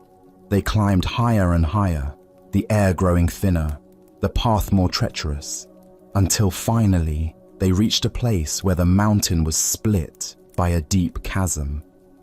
Spanning this terrifying gap was a single fallen log, weathered and narrow, that served as a bridge between the two sides. Far below, so far that the bottom disappeared into shadow, the chasm yawned like a hungry mouth. The slightest misstep would mean certain death. Without a word, the old master calmly stepped out onto this precarious bridge. His movements were unhurried, graceful, completely at ease despite the mortal danger. When he reached the center of the log, where it sagged slightly and swayed with his weight, he paused and turned to face a distant tree on the far side of the chasm. Drawing his bow with the same casual precision he might use in his own garden, the master took aim and released his arrow. It flew across the void and struck the distant tree with a clean, direct hit. Not necessarily more accurate than the young man's shots, but accomplished under conditions that would challenge even the most seasoned warrior. The master then gracefully stepped back onto solid ground and gestured toward the log bridge. "Now it is your turn," he said simply. The young archer approached the edge of the chasm and looked down into the seemingly bottomless abyss. His mouth went dry, his palms began to sweat, and his legs trembled beneath him. The very thought of stepping onto that narrow, unstable bridge filled him with paralyzing terror. The technical skill that had made him so confident suddenly seemed irrelevant in the face of this primal fear. He tried to force himself forward, but his body refused to obey. His hands shook so violently that he couldn't even grip his bow properly, much less aim with any precision. The steady breathing and focused concentration that had served him so well in controlled conditions completely abandoned him. The master watched this struggle with compassionate understanding. "You have developed great skill with your bow," he observed gently, "but you have little skill with the mind that lets loose the shot." As the Buddha taught, the mind is everything. What you think, you become. This ancient wisdom illuminates the difference between mastery of technique and mastery of the mind that employs the technique. Why do we so often mistake technical proficiency for true mastery? Zen Buddhism points to our tendency to focus on external accomplishments while neglecting the inner development that makes those accomplishments meaningful. We perfect our skills in controlled environments, but discover our limitations when facing uncertainty, danger, or genuine challenge. The young archer had indeed achieved remarkable technical skill, but only under ideal conditions. When his environment changed, when fear entered the equation, when the stakes became real, when his sense of safety was threatened, his carefully cultivated abilities disappeared entirely. His mastery was revealed to be shallow, dependent on external circumstances rather than inner stability. Consider your own areas of expertise. How does your competence hold up under pressure? When faced with genuine stakes, unfamiliar circumstances, or emotional challenges, do your skills remain intact, or do they crumble like the young archer's confidence on the bridge? In Zen practice, we cultivate what might be called unshakable presence, the ability to remain centered and effective regardless of external conditions. This doesn't mean eliminating fear or challenge, but developing the inner stability that allows us to function skillfully even when afraid, uncertain, or under pressure. The master's demonstration wasn't about showing superior archery skills. It was about revealing the profound difference between skill that depends on perfect conditions and skill that emerges from inner mastery. His arrow didn't need to be more accurate than the young man's. It simply needed to be released from a place of genuine equanimity. Zen Master Bankei taught, "The unborn Buddha mind can handle any situation." This points to a quality of awareness that remains constant, whether we're shooting at safe targets or standing on precipices. It's the difference between confidence that comes from controlling our environment and confidence that comes from trusting our ability to respond wisely to whatever arises. The Buddha said, "Better than 1,000 hollow words is one word that brings peace." One arrow shot from genuine presence and inner stability has more value than 1,000 arrows shot from ego and carefully controlled conditions. True mastery reveals itself not in perfect circumstances, but in our ability to maintain our center when everything around us is uncertain. Look deeply at your own relationship to challenge and fear. Where in your life do you perform well in safe, controlled environments but struggle when stakes are raised or conditions become unpredictable? This isn't a failure. It's simply information about where your practice needs to deepen. Tonight, as you consider the various skills and competencies you've developed, can you distinguish between those that depend on perfect conditions and those that remain stable under pressure? Can you sense the difference between the confidence that comes from avoiding challenge and the confidence that comes from meeting challenge with presence? Buddha's wisdom reminds us, chaos is inherent in all compounded things. Strive on with diligence. Life is the bridge over the chasm, uncertain, sometimes frightening, always requiring us to find our balance, not in the safety of solid ground, but in our ability to remain centered while walking through space. True mastery isn't about perfect aim, It's about maintaining our equilibrium, no matter where we find ourselves standing. Let us now turn to a tale about the courage to trust life's current. This is the story of the Crystal River. In the depths of a great crystal river, where water flowed clear as mountain air, there lived an entire village of small creatures. The river's current moved above them like a gentle breath, carrying the wisdom of countless springs and distant seas. Young and old, rich and poor, all made their home along the sandy bottom, each creature grasping tightly to stones, branches, and roots. For generations, clinging had been their way of survival. Every creature learned from birth to wrap their appendages around river rocks and fallen wood. "Hold on," the elders would say. "The current is dangerous. It will sweep you away to places unknown. Safety lies in staying exactly where you are." But one small creature grew weary of this endless grasping. Day after day, he watched the current flow overhead, seeing how it moved with such purpose and grace. While his neighbors complained about the effort required to maintain their grip, he found himself wondering what it might feel like to trust that flowing water. "I am tired of clinging," he announced one morning. "Though I cannot see where it leads, I trust that the current knows its destination. I shall let go and allow it to carry me where it will, for I fear that if I continue clinging, I shall die of boredom before I ever truly live." The other creatures gasped in horror. "Fool!" they cried. "Let go, and that current will tumble you mercilessly across the rocks below. You will be battered and broken, dying far more quickly than any boredom could kill you." But the small creature had made his decision. Taking one last look at his neighbors, he released his grip on the familiar stone. Immediately, the current seized him, and just as the others had predicted, he was tumbled and tossed across the rocky bottom. His small body struck stone after stone, each impact bringing pain he had never experienced while safely clinging. Yet something remarkable began to happen.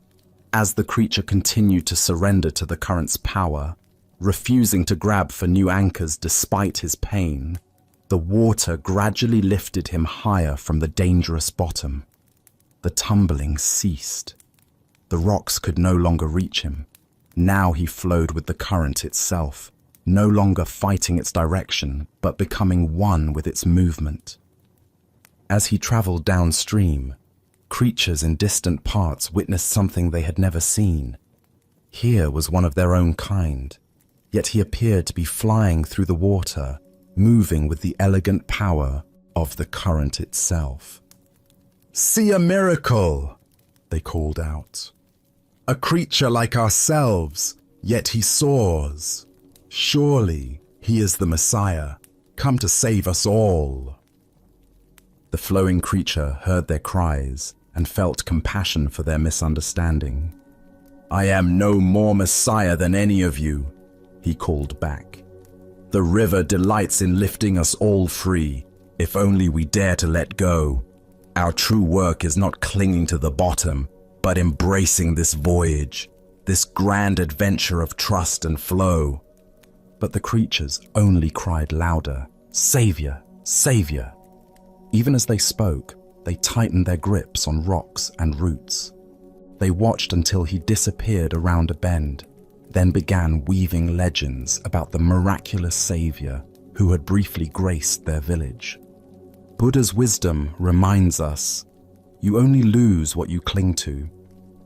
This ancient teaching illuminates the profound paradox at the heart of human experience. We spend our lives grasping for security and control, believing that our safety depends on holding tight to familiar circumstances. Yet in this very grasping, we create the suffering we seek to avoid. Why do we cling so desperately when the current offers to carry us toward unknown adventures? Zen Buddhism reveals that from early childhood, we learn the known is safe and the unknown dangerous. This conditioning becomes a spiritual obstacle when it prevents growth beyond familiar limitations.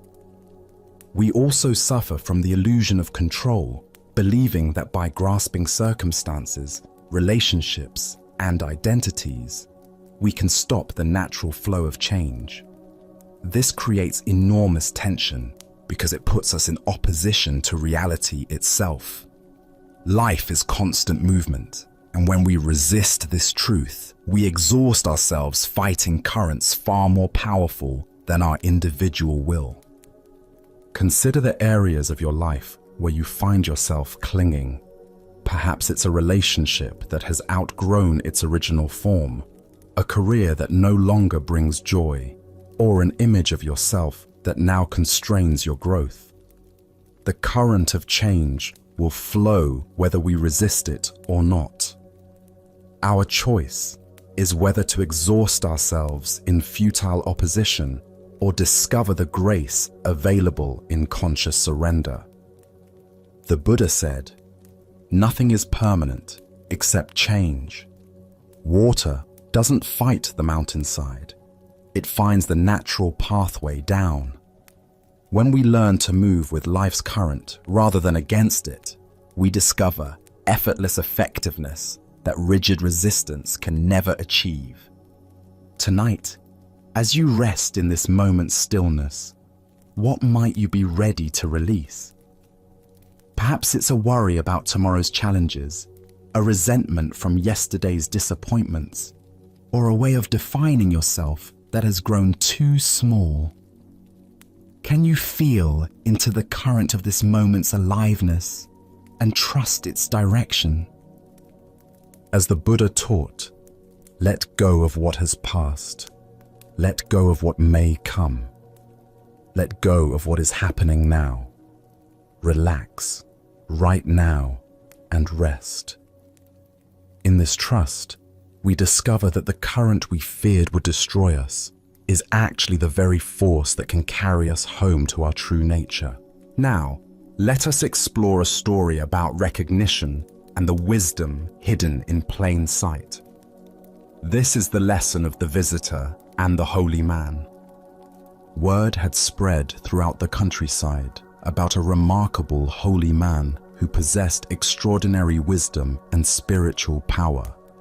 People said he could answer any question, solve any problem, and provide guidance that would transform the most troubled life.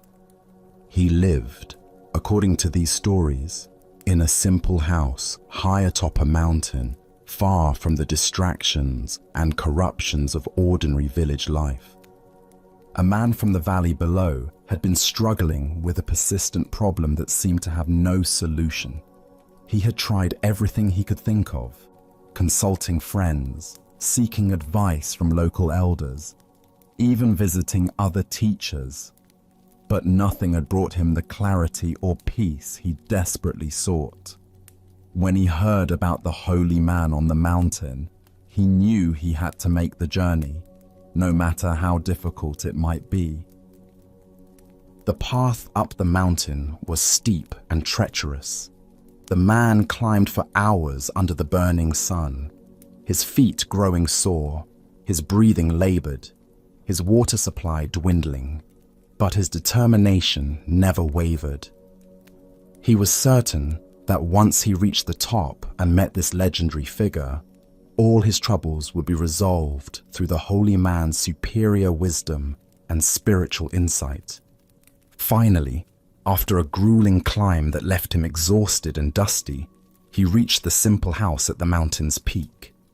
The structure was modest and weathered, exactly what he had expected for someone who had transcended worldly concerns. He approached the door with a mixture of anticipation and reverence, preparing himself to meet someone who possessed wisdom far beyond that of ordinary people. When he knocked, an elderly servant answered. The man was plain and unremarkable, his clothes simple, his manner humble, his appearance entirely ordinary. He looked like any of a dozen servants the visitor might encounter in his own village. "I would like to see the wise holy man," the visitor said, barely glancing at the servant as he spoke. His eyes were already searching past the old man into the house, eager to catch a glimpse of the extraordinary being he had climbed so far to meet. The servant smiled warmly and gestured for him to enter. "Please, come inside," he said gently, leading the way through the modest dwelling. As they walked through the house, the visitor looked around eagerly, his heart racing with anticipation.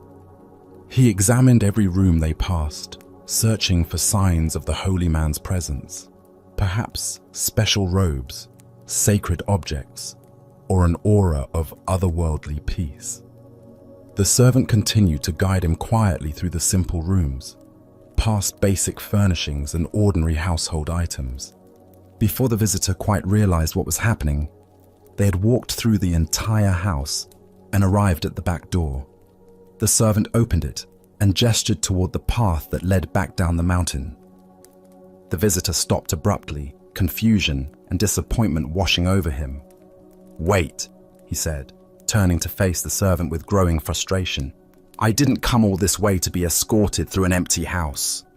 I want to see the holy man. Where is he?"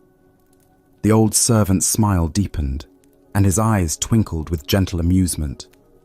"You already have seen him," he said quietly. "But, more importantly, I have a teaching for you that will solve whatever problem brought you here today." The visitor stared at him, not understanding. This ordinary old man couldn't possibly be the legendary holy figure he had heard about. Where was the radiant presence, the obvious signs of spiritual attainment, the dramatic wisdom that everyone talked about? "Here is the teaching," the servant continued, his voice soft but carrying absolute conviction. "Everyone you meet in life, even if they appear plain and insignificant to you, see each of them as a wise, holy man or woman. If you can do this, if you can truly see the sacred in every person you encounter, then whatever problem you brought here today will be solved." Buddha's wisdom tells us, if you want to know your past, look at your present condition. If you want to know your future, look at your present actions. This tale unveils the profound truth that we find what we're prepared to see, and our capacity for recognition determines what wisdom becomes available to us. Why do we search for the sacred in special places and extraordinary people while overlooking the wisdom that surrounds us every day? Zen Buddhism points to our conditioning that associates spiritual truth with dramatic appearances, exotic circumstances, and obviously impressive figures. But the deepest teachings often come disguised as the most ordinary encounters. The visitor's problem wasn't really the external difficulty that brought him to the mountain. His deeper problem was his inability to recognize wisdom when it didn't match his preconceptions. He was so focused on finding someone who looked like his idea of a holy man that he almost missed the actual holy man standing right in front of him. Consider your own daily interactions. How often do you dismiss people because they don't seem impressive, educated, or obviously wise? The checkout clerk who greets you with genuine warmth, the janitor who works with quiet dignity, the child who asks innocent but profound questions. Any of these encounters might offer exactly the insight you need if you're prepared to receive it. This teaching transforms how we move through the world. Instead of searching for wisdom in special places or waiting for obviously enlightened teachers to appear, we begin to approach every person as a potential source of insight. The homeless person on the street, the difficult co-worker, even the family member who annoys us. Each becomes a teacher when we're ready to learn. Zen master Dogen taught, to study the Buddha way is to study the self. To study the self is to forget the self. When we truly see others as sacred, we naturally forget our own ego's need to feel superior or special.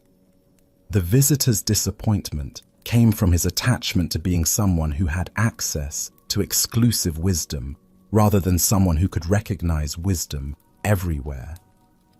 The Buddha said, "Thousands of candles can be lighted from a single candle, and the life of the candle will not be shortened. Happiness never decreases by being shared." Every person carries this same capacity to kindle understanding in others, but only when we approach them with the recognition that they might have something valuable to offer. Look deeply at your current relationships and daily encounters. Where might you be overlooking wisdom because it comes in an ordinary package? What would change in your interactions if you truly treated every person as someone who might be a disguised holy man or woman? Tonight, as you consider the various people in your life, family members, colleagues, strangers you encounter, can you practice the holy man's teaching? Can you look past surface appearances and social roles to see the deeper wisdom that every conscious being carries? Can you approach tomorrow's interactions with the recognition that your next teacher might be standing right in front of you, waiting to be seen? As the Buddha observed, in the sky, there is no distinction of east and west. People create distinctions out of their own minds and then believe them to be true. The distinction between holy and ordinary, wise and simple, teacher and student exists primarily in our own minds. When we learn to see past these artificial categories, we discover that wisdom is everywhere, waiting patiently for our recognition. Let us now turn to a story about the deceptive nature of appearances and the masks we wear in seeking acceptance. This is the tale of the hungry abbot and the generous robe. In a bustling merchant quarter of an ancient Chinese city, where silk traders and wealthy families built elaborate houses behind high walls, there lived a man whose prosperity was known throughout the region. His mansion boasted carved jade doorways, courtyards filled with exotic birds, and servants who attended to every detail of daily life. This man took great pride in his position and was particular about maintaining his reputation among other prominent citizens. One morning, as autumn rain fell steadily on the cobblestone streets, a figure approached his ornate front gate. The visitor was a Zen abbot from a mountain monastery, but he appeared as nothing more than a beggar. His simple brown robes were patched and worn thin from years of use. His sandals were cracked and muddy from walking mountain paths, and his wooden begging bowl showed the stains and scratches of countless meals received in charity. The abbot stood quietly at the gate, rain dripping from his shaved head, and waited with the patient dignity that comes from years of spiritual practice. When the gatekeeper finally noticed him, the man's expression immediately showed disdain. "What do you want, beggar?" the gatekeeper asked harshly, not bothering to bow or show any respect. "This is the house of an important man. We have no scraps for wanderers." "I am traveling and seeking alms," the abbot replied gently. "Perhaps your master would offer a simple meal to a monk." The gatekeeper looked him up and down with obvious contempt. These ragged clothes, this worn appearance. Clearly this was just another vagrant trying to take advantage of his master's household. "Be gone," he commanded. "My master does not waste food on beggars. Seek your charity elsewhere." The abbot accepted this rejection without anger or argument. He simply bowed, turned, and walked back into the rain, his empty bowl tucked beneath his arm. Several hours later, as the afternoon sun broke through the clouds, the same figure returned to the same gate. But now everything had changed. The abbot wore his formal ceremonial robes, rich golden silk embroidered with intricate patterns, a magnificent purple sash across his shoulders, and prayer beads carved from precious wood. His bearing remained humble, but his appearance now spoke unmistakably of high spiritual rank and monastery wealth. This time, when the gatekeeper saw him approaching, his entire demeanor transformed. "Welcome, honored master," he exclaimed, bowing deeply. Please enter. My master will be so pleased to receive such a distinguished visitor." The rich man himself hurried out to greet the abbot personally, offering elaborate bows and flowery words of welcome. "Venerable sir, what an honor for our humble household.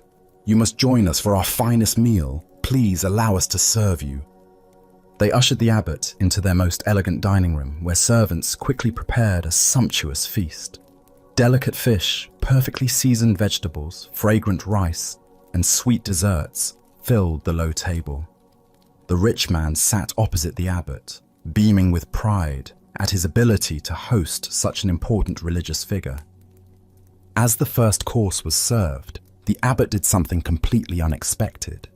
Instead of eating, he carefully removed his beautiful ceremonial robe and folded it with great attention. Then, with deliberate precision, he placed the folded robe directly in front of the feast, as if it were the honored guest. Standing up with quiet dignity, the abbot spoke clearly so all present could hear. "This meal is not for me, it is for the robe." Without another word, he walked out of the house, leaving behind both the magnificent feast and the rich man's stunned realization of his own superficial judgment. Buddha's wisdom reminds us, judge not by appearances. A rich heart may be under a poor coat. Here we discover how our fixation on external appearances creates barriers to genuine human connection and spiritual understanding. Why do we judge others so quickly based on their clothing, status symbols, or outward presentation? Zen Buddhism points to our conditioned mind's habit of creating categories and hierarchies based on surface appearances. This mental shortcut allows us to feel we understand people without the more challenging work of seeing their true nature. The rich man's household represents a pattern we all recognize in ourselves. How differently do we treat the well-dressed stranger versus the poorly dressed one? How does our attention change when someone mentions their impressive job title versus their humble occupation? How does our respect shift when we learn someone's wealth or poverty? This ancient wisdom illuminates our tendency to project worth onto external symbols, rather than recognizing the inherent dignity of every person. The abbot remained exactly the same person in both encounters. His wisdom, compassion, and spiritual realization unchanged by his clothing. Yet the household's treatment of him transformed completely, based solely on appearances. Look deeply at your own patterns of judgment. Perhaps you find yourself making assumptions about people in expensive cars versus old vehicles, designer clothes versus thrift store finds, prestigious addresses versus modest neighborhoods. Each of these judgments reveals how we've been conditioned to equate external appearance with internal worth. The story points us toward a fundamental question about authenticity. If we receive a different treatment based on our presentation, which version of ourselves is real?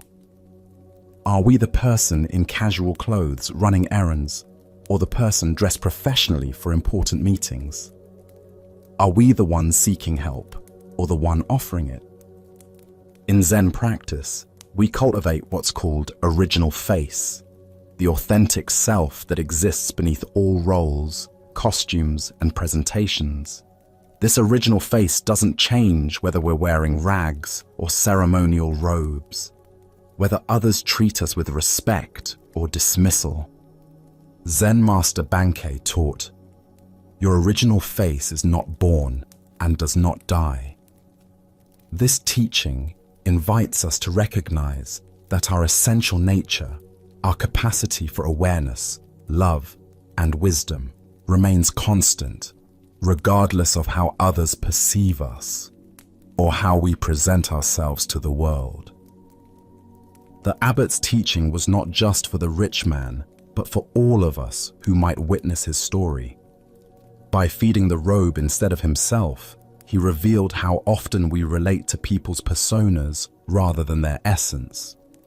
We honor the title, the clothing, the symbols of status, while missing the actual human being present before us.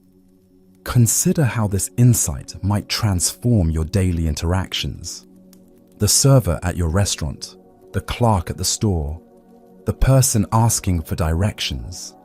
Each carries the same essential dignity as the most honored guest. The challenge is seeing past the uniforms, the circumstances, the social roles to the original face beneath. This doesn't mean we ignore practical realities or social conventions, but that we hold them more lightly. We can acknowledge someone's professional role while remembering their fundamental humanity. We can dress appropriately for occasions while knowing our worth doesn't depend on our wardrobe. Tonight, as you consider the various roles and presentations you inhabit throughout the day, can you sense the unchanging awareness that witnesses all these temporary costumes? Can you feel the original face that remains constant, whether others see you as important or invisible? The Buddha said, "Better than 1,000 hollow words is one word that brings peace." The abbot's silent gesture spoke more powerfully than lengthy sermons about equality and compassion. By walking away from the feast, prepared for his appearance rather than his essence, he offered a teaching that continues to resonate across centuries. Let us now explore a story about the invisible burdens we carry through life. This is the tale of the empty backpack. In a serene monastery garden, where morning dew glistened on carefully tended paths, a young seeker approached his teacher with a question weighing heavily on his heart. His eyes reflected both determination and confusion as he bowed respectfully. "Master," he said, "I wish to understand my path on earth better. Why do I seem to carry my past and relive it again and again? Why can't I get past my past?" The master studied the young man with compassionate eyes, then gestured toward an intricate maze of translucent silk panels, shimmering in the garden's filtered sunlight. "Go forward into the maze," he said, reaching for a leather backpack. "But carry this as you walk. It will help you stay focused. Be careful, though, as it is quite heavy." The young man accepted the backpack, initially surprised by how easily the master handed it over. But the moment it settled into his grasp, he gasped. The weight was extraordinary, forcing him to bend forward as he struggled toward the maze. Inside the silken labyrinth, he immediately encountered solid walls. Through the translucent material, he could see other seekers navigating their paths like distant ghosts. No matter which direction he turned, every path seemed blocked. Exhausted, he sat down to think. "Others are clearly ahead of me," he thought. "Should I cheat and crawl under the silk?" After wrestling with these thoughts, he chose integrity. As he stood with renewed resolve, an opening magically appeared. Progress felt rewarding until he faced another wall. This time, good intentions yielded no results. The backpack's weight became unbearable, cutting into his shoulders. What could be so heavy yet feel so soft? Overcome with curiosity, he removed the pack and peered inside. It was completely empty. Yet when he lifted it again, the weight remained undeniable. As he placed it back on his shoulders, a voice whispered clearly, "Look inside of you, young man, for the weight lies there." Suddenly, memories flooded his consciousness. His childhood tormentors, accumulated hurts, and resentments carried for years. As he relived each painful experience, the backpack grew heavier. Then understanding dawned. I am the weight.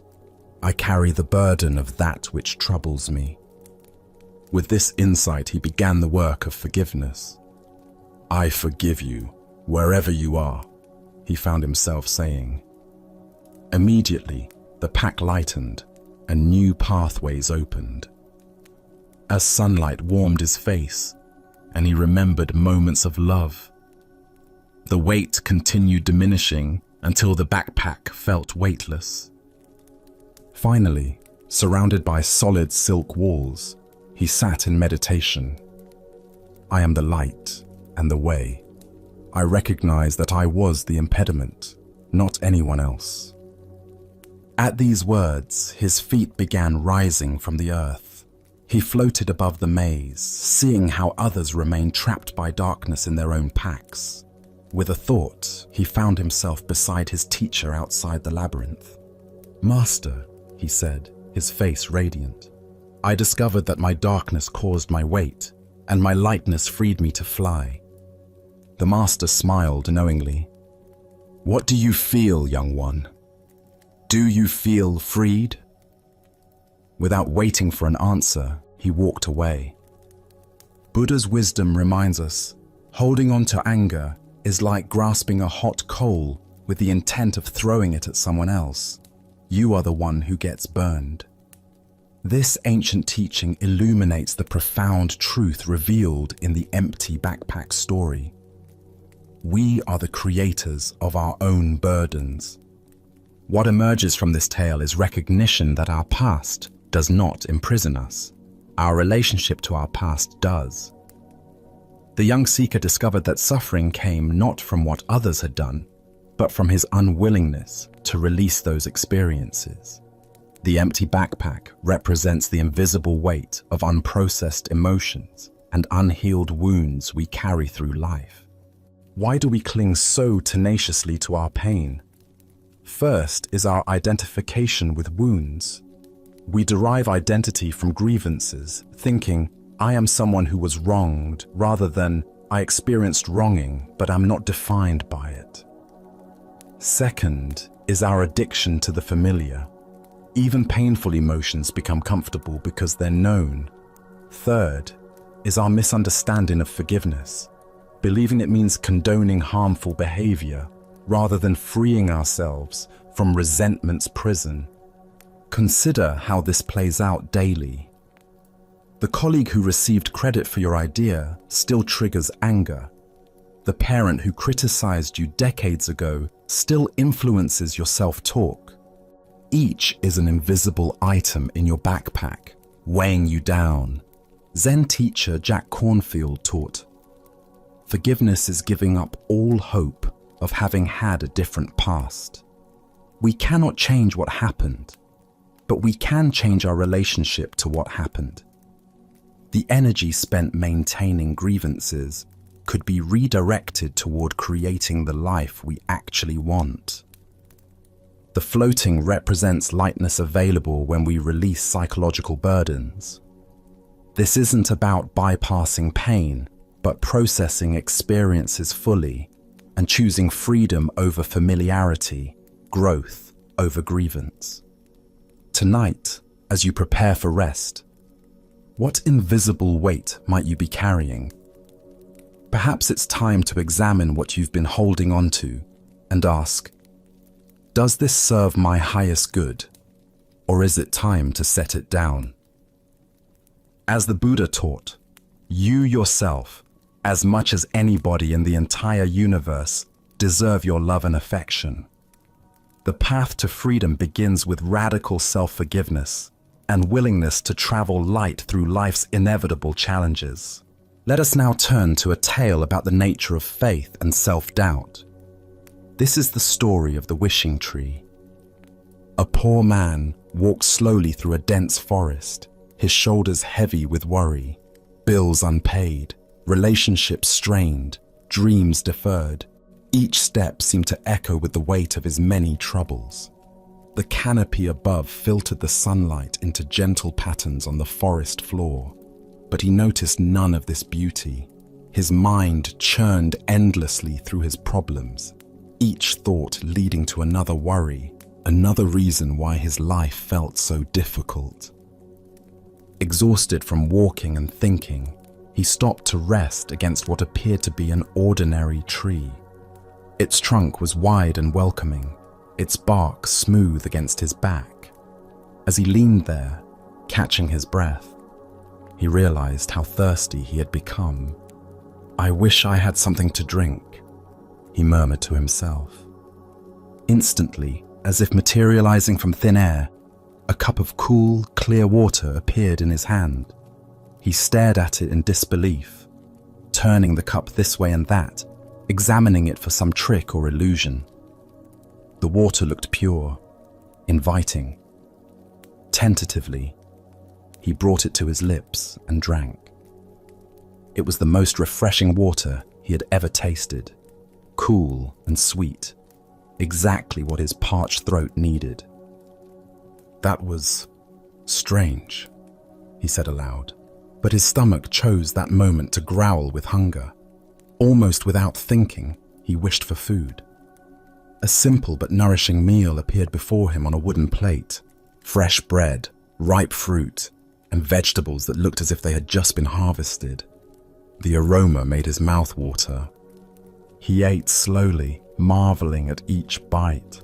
"My wishes are being granted," he whispered in amazement. The realization sent a thrill through his entire body. "Well then," he said with growing excitement, "I wish for a beautiful home of my own." Before his eyes, in the meadow just beyond the tree, a magnificent house materialized. It was everything he had ever dreamed of. Spacious rooms filled with light, comfortable furnishings, gardens blooming with flowers. His heart raced with joy as he stood and approached his new home. "If I have such a house," he reasoned, "I'll need help to maintain it."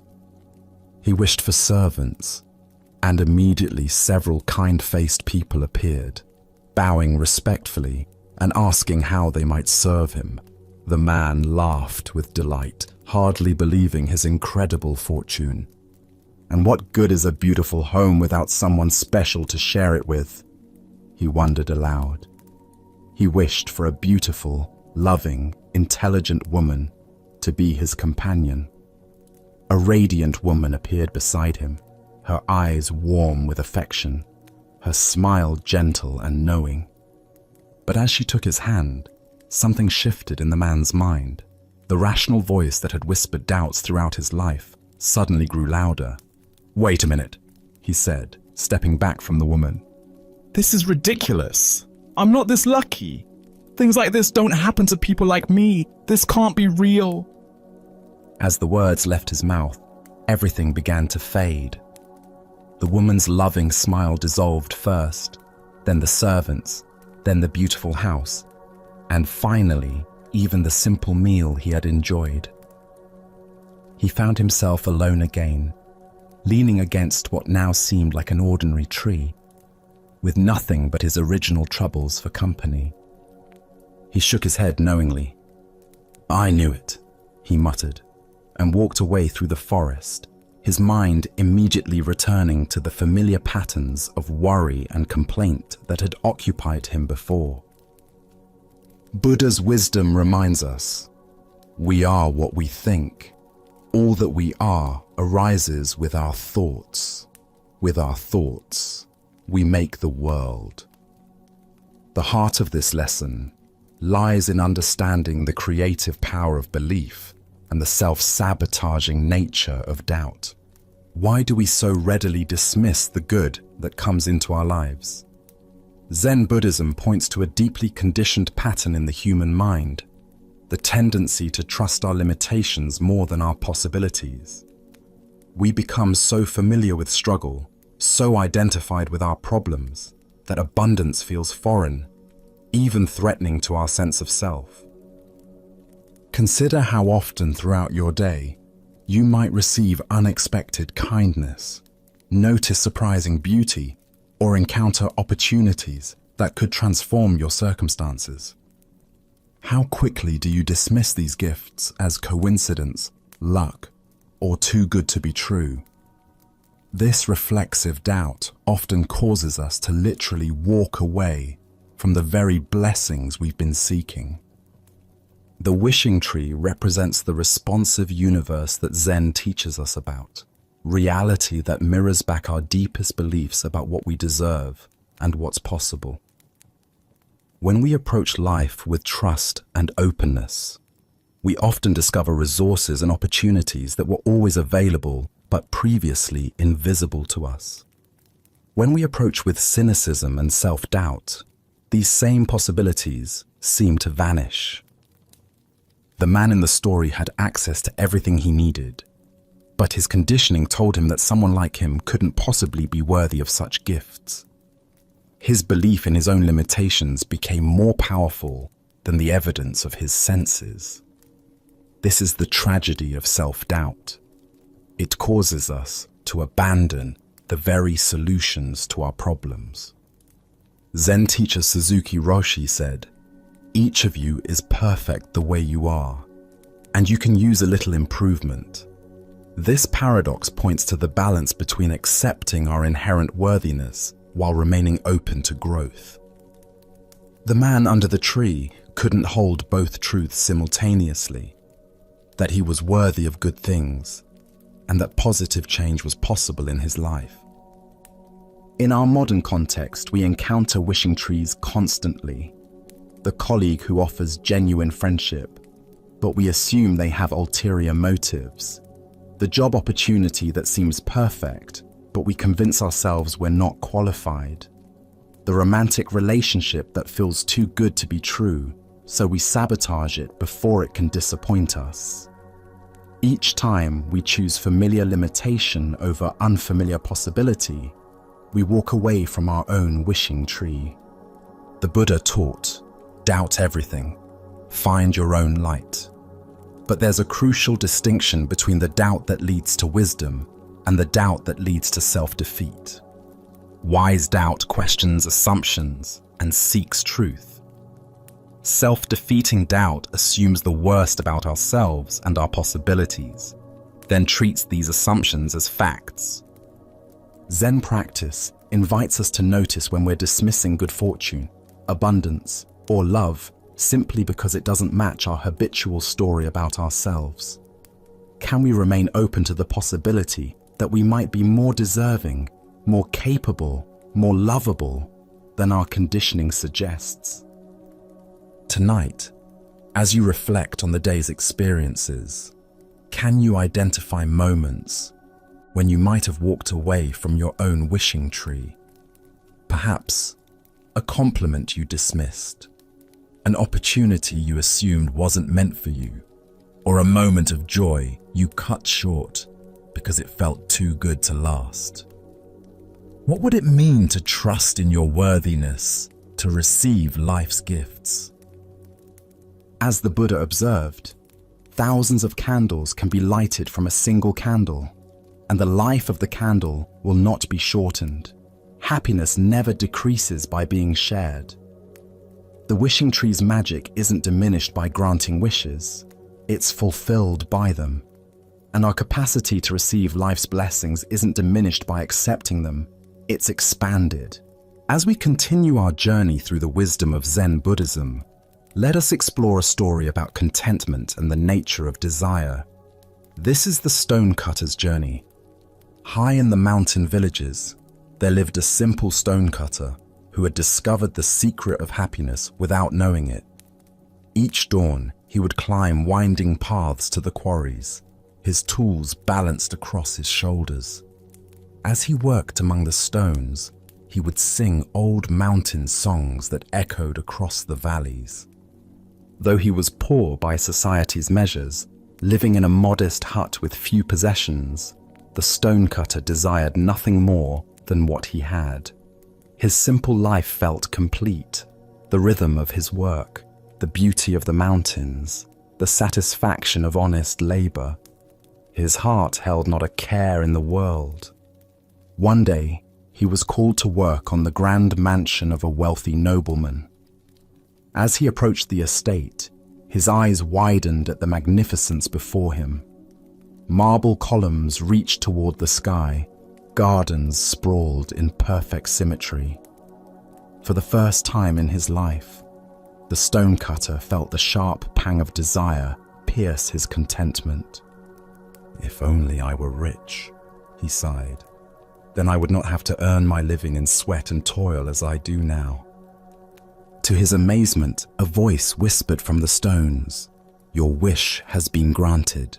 Henceforth, anything you desire will be given to you." He returned home that evening to find his humble hut replaced by a mansion as magnificent as the nobleman's. Overwhelmed with joy, he abandoned his tools and began enjoying the luxurious life of the wealthy. But one hot afternoon, gazing from his ornate window, he saw the king's royal procession passing by. The monarch sat in cool shade, surrounded by noblemen and servants, appearing serene and powerful above the common heat. "How I wish I were a king myself," he thought, and immediately found himself reclining in silk cushions within the royal carriage. But the carriage proved warmer than expected. Even through thick walls, the sun's heat penetrated relentlessly. "I wish I were the sun," he declared, and found himself sending waves of light and heat across the universe. As the sun, he felt magnificent and all-powerful until thick storm clouds gathered, completely blocking his rays. "I wish to be a cloud." And so he became a massive storm cloud, glorying in his power to block the sun. But as he transformed into falling rain, he encountered an enormous rock that blocked his path completely. "A mere rock more powerful than I? I wish to be a rock." Suddenly, he stood tall upon the mountainside, feeling he had achieved true permanence. But soon, he heard chipping sounds at his base. Looking down, he saw a tiny human figure cutting chunks of stone away. "A puny creature more powerful than me! I want to be a man again!" And so he found himself once more a stonecutter, climbing familiar mountain paths. But now something had changed. As he shaped stones and felt mountain breezes, his heart swelled with deep contentment. His song returned, richer than before, because he had learned to be content with exactly who he was. The Buddha once said, "Health is the greatest gift, contentment the greatest wealth." This ancient wisdom illuminates the endless cycle of wanting that keeps us from recognizing the abundance already present in our lives. Why do we chase after different conditions, always believing happiness lies in the next transformation? Each desire fulfilled only reveals the next desire, creating an endless cycle of dissatisfaction. The stonecutter's journey reveals the futility of seeking happiness through external circumstances. Consider your own versions of this cycle. "I'll be happy when I get promoted," only to discover new stresses. "I'll be content with more money," only to find greater wealth brings new worries. Each achievement reveals the next mountain to climb. Zen teacher Suzuki Roshi said, "Each of you is perfect the way you are, and you can use a little improvement." This paradox points to the heart of contentment. the ability to fully accept what is, while still engaging wholeheartedly with life's natural changes. The stonecutter's final transformation wasn't into something greater, but into appreciation for what he had always been. His work remained the same, but his relationship to life was completely transformed. Contentment isn't found in having different experiences, but in bringing different awareness to whatever experiences arise. Tonight, as you notice the mind's habitual reaching toward what's not here, Can you experiment with the stonecutter's final wisdom? Can you find the song that emerges when you stop trying to be anything other than what you are? as the Buddha taught, contentment is natural wealth, luxury is artificial poverty.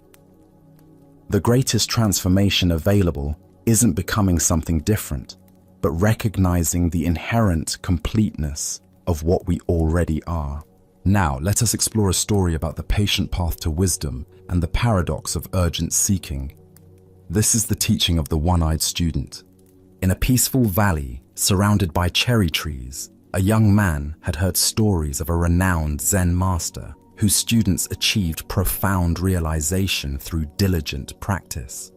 Filled with spiritual ambition and eager to transform his life, the young seeker traveled many days to reach the master's monastery, his mind burning with determination to attain enlightenment as quickly as possible. When he finally arrived, dusty from the road and bright with enthusiasm, he immediately sought an audience with the master. The old teacher received him in a simple room overlooking a garden, where monks moved slowly among vegetables and flowers, their movements unhurried and graceful. "Master," the young man said, bowing earnestly, "I have come to study Zen with complete dedication. I am willing to work harder than anyone has ever worked before. Tell me, if I apply myself with absolute diligence and unwavering effort, how long will it take for me to find Zen?"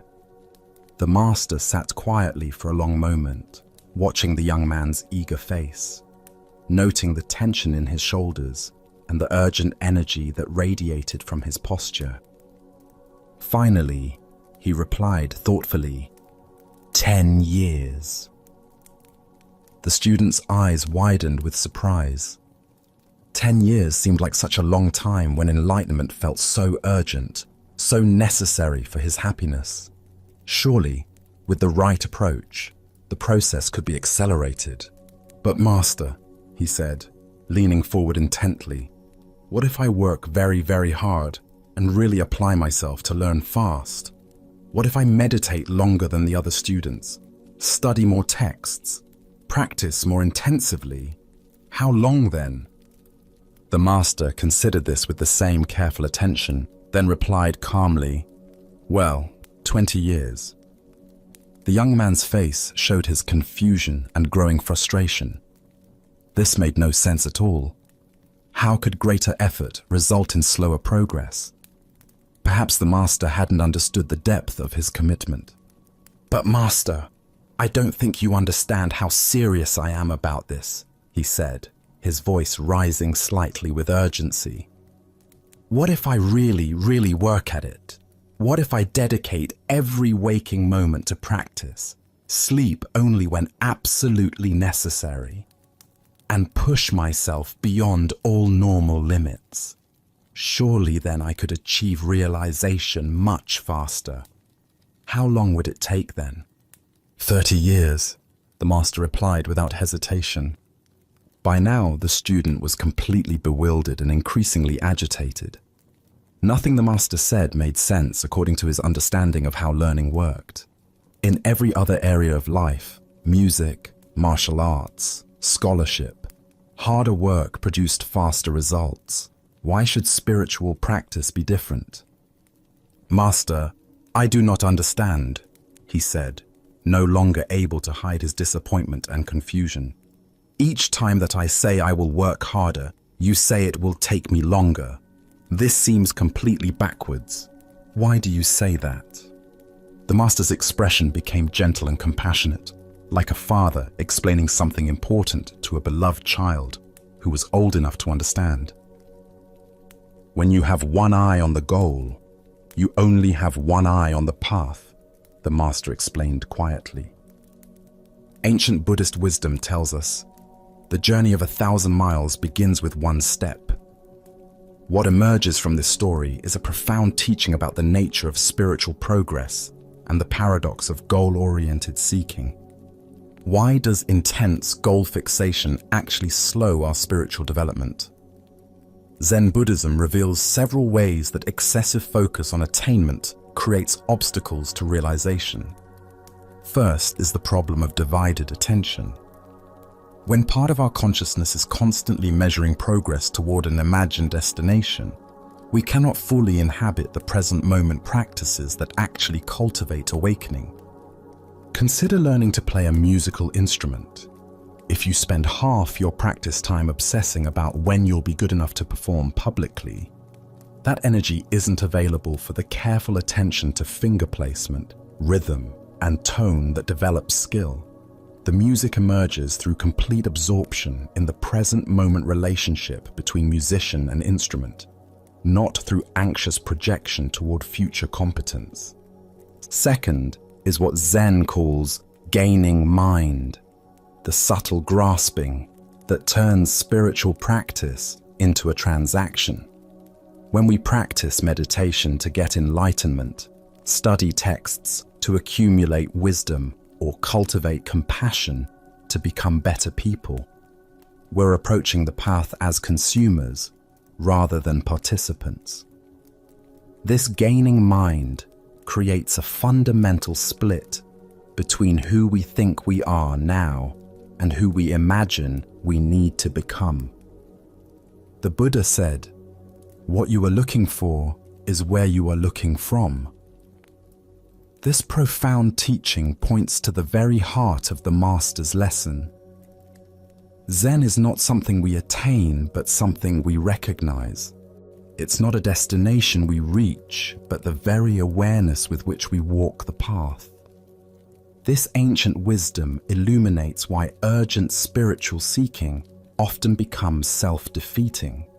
When we're frantically pursuing enlightenment, we're operating from the assumption that our present experience is somehow inadequate or incomplete. But Zen teaches that the seeking mind itself is the very awareness we're seeking to find. Look deeply at your own experience of learning and growth. Haven't your most profound insights often come when you weren't actively trying to have insights?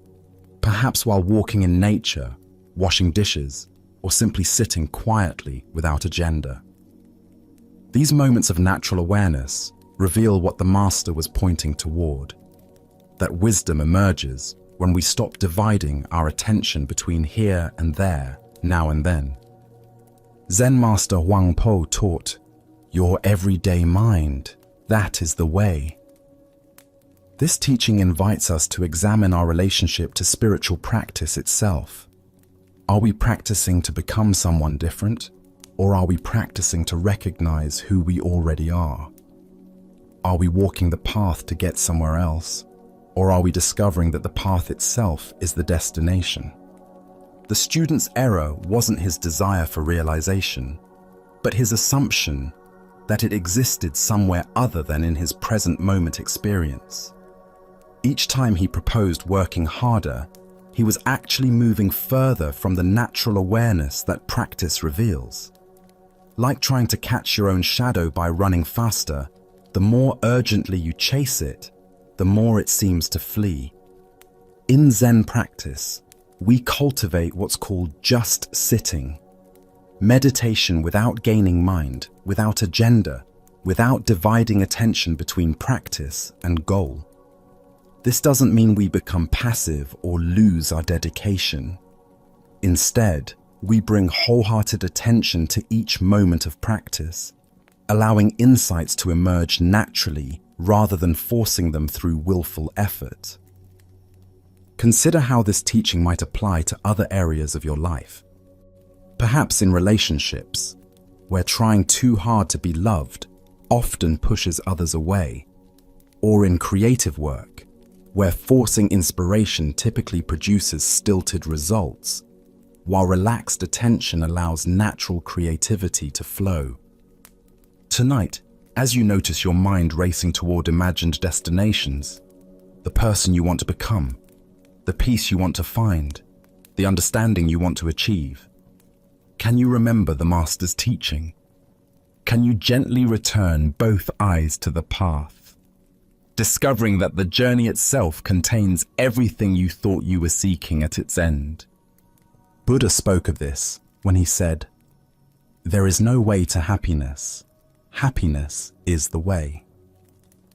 By walking the path with undivided attention, we discover that what we thought lay at its end was present in every step. Let us continue on our journey with a cautionary tale about the perils of spiritual superiority. This is the story of the clever monkey. In ancient China, the Prince of Wu decided to take a pleasure boat to the famous Monkey Mountain, a place known for its abundant wildlife and scenic beauty. The prince, surrounded by his attendants and guards, approached the mountain with the casual confidence of royalty, expecting the natural world to accommodate his presence just as his human subjects did. As soon as the monkeys dwelling in the forest caught sight of the royal party, they fled in terror. The sound of chattering filled the air as dozens of monkeys scrambled up into the highest branches of the trees, their natural instinct warning them to hide from these human intruders. The forest, which moments before had been alive with playful monkey calls, fell silent except for the rustling of leaves as the creatures sought safety in the treetops. However, one monkey remained completely unconcerned by the royal presence. This particular monkey seemed utterly fearless, continuing his acrobatic display with remarkable skill and apparent indifference to the danger below. He swung gracefully from branch to branch, performing elaborate leaps and displaying his dexterity as if putting on a show.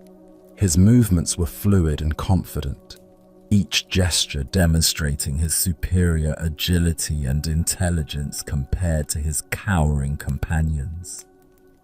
The Prince of Wu watched this extraordinary display with growing annoyance. Here was a mere animal that dared to show no respect for royal authority, that seemed to mock the very presence of the prince through its casual dismissal of the obvious threat. The monkey's confidence appeared to be a direct challenge to the prince's power. Deciding to teach this insolent creature a lesson, the prince drew his bow and shot an arrow directly at the monkey.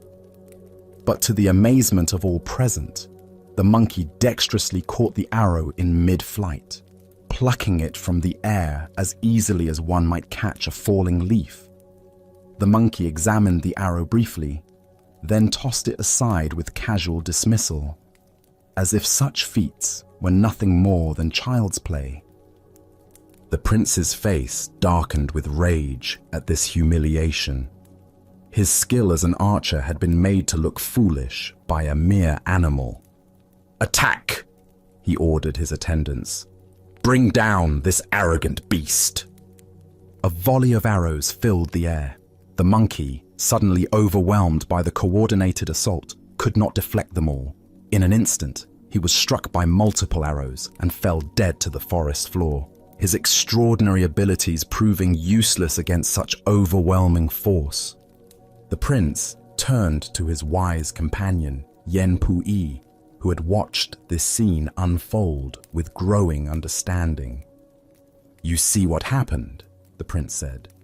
"This animal advertised his cleverness. He trusted in his own skill. He thought no one could touch him. Remember that. Do not rely on distinction and talent when you deal with men." Yen Puyi absorbed this lesson deeply. When they returned to the kingdom, he reflected on how his own accomplishments and reputation might be creating the same dangerous pride that had destroyed the monkey. He quietly became the disciple of a humble sage. seeking to rid himself of everything that made him appear outstanding or special. He renounced the pleasures that had once defined his status and learned to hide every distinction that might set him apart from others. Through patient practice, Yenpu-yi cultivated such genuine humility that soon no one in the kingdom knew what to make of him. He had become so ordinary, so unassuming, that people began to sense something profound in his very ordinariness. Thus, they held him in awe, not for what he displayed, but for the mysterious depth they sensed beneath his simple presence.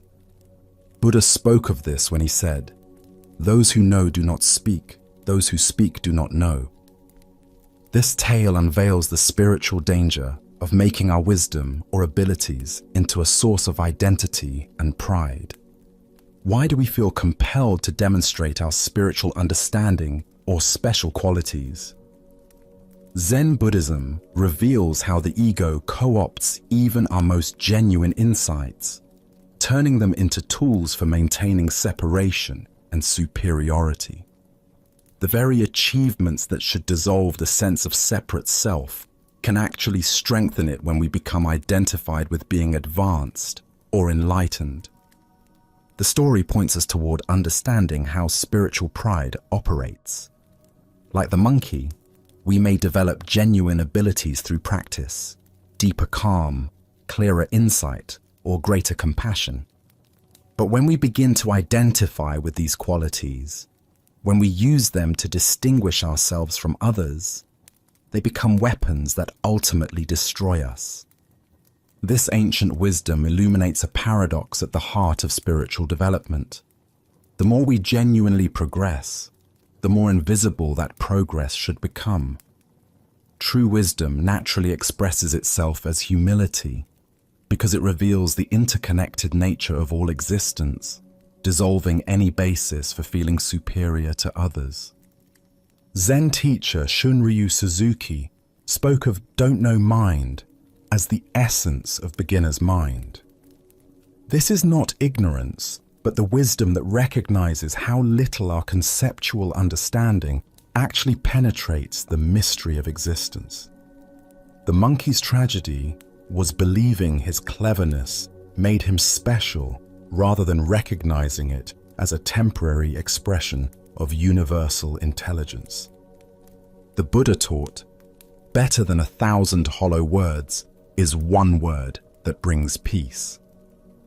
Yenpu-yi discovered that by hiding his distinctions, by becoming nothing special, he accessed a more profound kind of influence, one that touched others through presence rather than performance. Consider your own spiritual journey. Can you notice moments when insights or abilities become sources of subtle pride? When meditation experiences, psychological understanding, or compassionate actions become ways of feeling different from or better than others? Each time we make our practice into an identity, we create the spiritual equivalent of the monkey's dangerous display. Tonight, as you rest in simple being, can you practice the art of being nobody special? Can you find the freedom that comes not from demonstrating your wisdom, but from resting in the ordinary mystery of awareness itself? As the Buddha said, "Those who are free of resentful thoughts surely find peace." The deepest peace comes when we release even our attachment to being peaceful. Let us continue with a story about the limits of understanding and the honesty of not knowing. This is the teaching of the Emperor and Master Gudo. The Emperor of Japan, a man accustomed to receiving definitive answers from his advisors and scholars, had arranged a private audience with Master Gudo, one of the most respected Zen teachers in the realm. The Emperor came with genuine curiosity about spiritual matters, particularly questions about life, death, and what might lie beyond ordinary understanding. Seated in the formal chamber where matters of state were usually discussed, the Emperor felt comfortable posing even the most profound questions to this renowned master. After all, If anyone would possess answers to life's deepest mysteries, surely it would be an enlightened Zen teacher who had spent decades in contemplation and practice. Master Gudo, the emperor began with the directness that comes from a lifetime of authority. I have a question that has troubled many great minds throughout history. What happens to a man of enlightenment after death? Surely someone of your spiritual attainment would understand such matters. The emperor expected a profound discourse on the nature of consciousness after physical death, perhaps insights into rebirth, karma, or the eternal nature of enlightened awareness. He was prepared to hear about subtle realms, the dissolution of individual consciousness into cosmic unity, or other elevated teachings that would satisfy his curiosity about this ultimate mystery. Instead, Master Gudo looked at the emperor with complete equanimity and gave the most honest answer possible. How should I know? The emperor was taken aback. Here was a master revered throughout the land for his wisdom, essentially admitting ignorance about what seemed like a fundamental spiritual question. But master, the emperor pressed, somewhat incredulous, you are an enlightened teacher. Surely you must have special knowledge about such things. Gudo's response was immediate and perfectly logical. Yes, sir, but not a dead one. The simplicity of this exchange contains a profound teaching about the nature of genuine wisdom and the difference between authentic understanding and pretended knowledge. As the Buddha taught, I know nothing except the fact of my ignorance.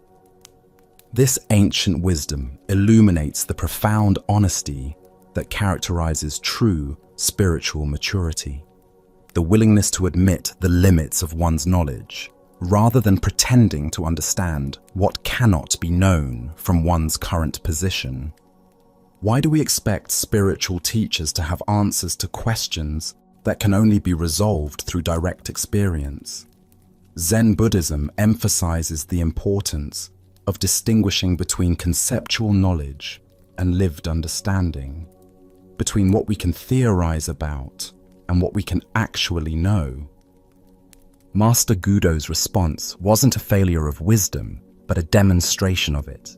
He refused to engage in speculation about experiences he hadn't had, even when pressed by someone in a position of great authority. His honesty revealed more wisdom than any elaborate theory about post-death consciousness could have provided. Consider how often in daily life we pretend to know things we don't actually know. Whether it's offering confident opinions about complex social issues, giving definitive advice about other people's relationships, or claiming certainty about uncertain outcomes, we often feel pressured to appear knowledgeable rather than admitting the limits of our understanding. The emperor's assumption that enlightenment should include knowledge about death reflects a common misconception about spiritual development. We imagine that awakening provides a comprehensive database of cosmic information rather than a fundamental shift in how we relate to not knowing. In Zen practice, we cultivate what Suzuki Roshi called "don't know mind," a state of open awareness that doesn't need to fill every gap in understanding with theories or beliefs. This isn't ignorance, but a wise recognition that direct experience is more valuable than second-hand information. Zen Master Linchi taught, "There is nothing special to do, nothing special to learn." Enlightenment doesn't grant supernatural knowledge about matters beyond ordinary experience. A living master knows about living.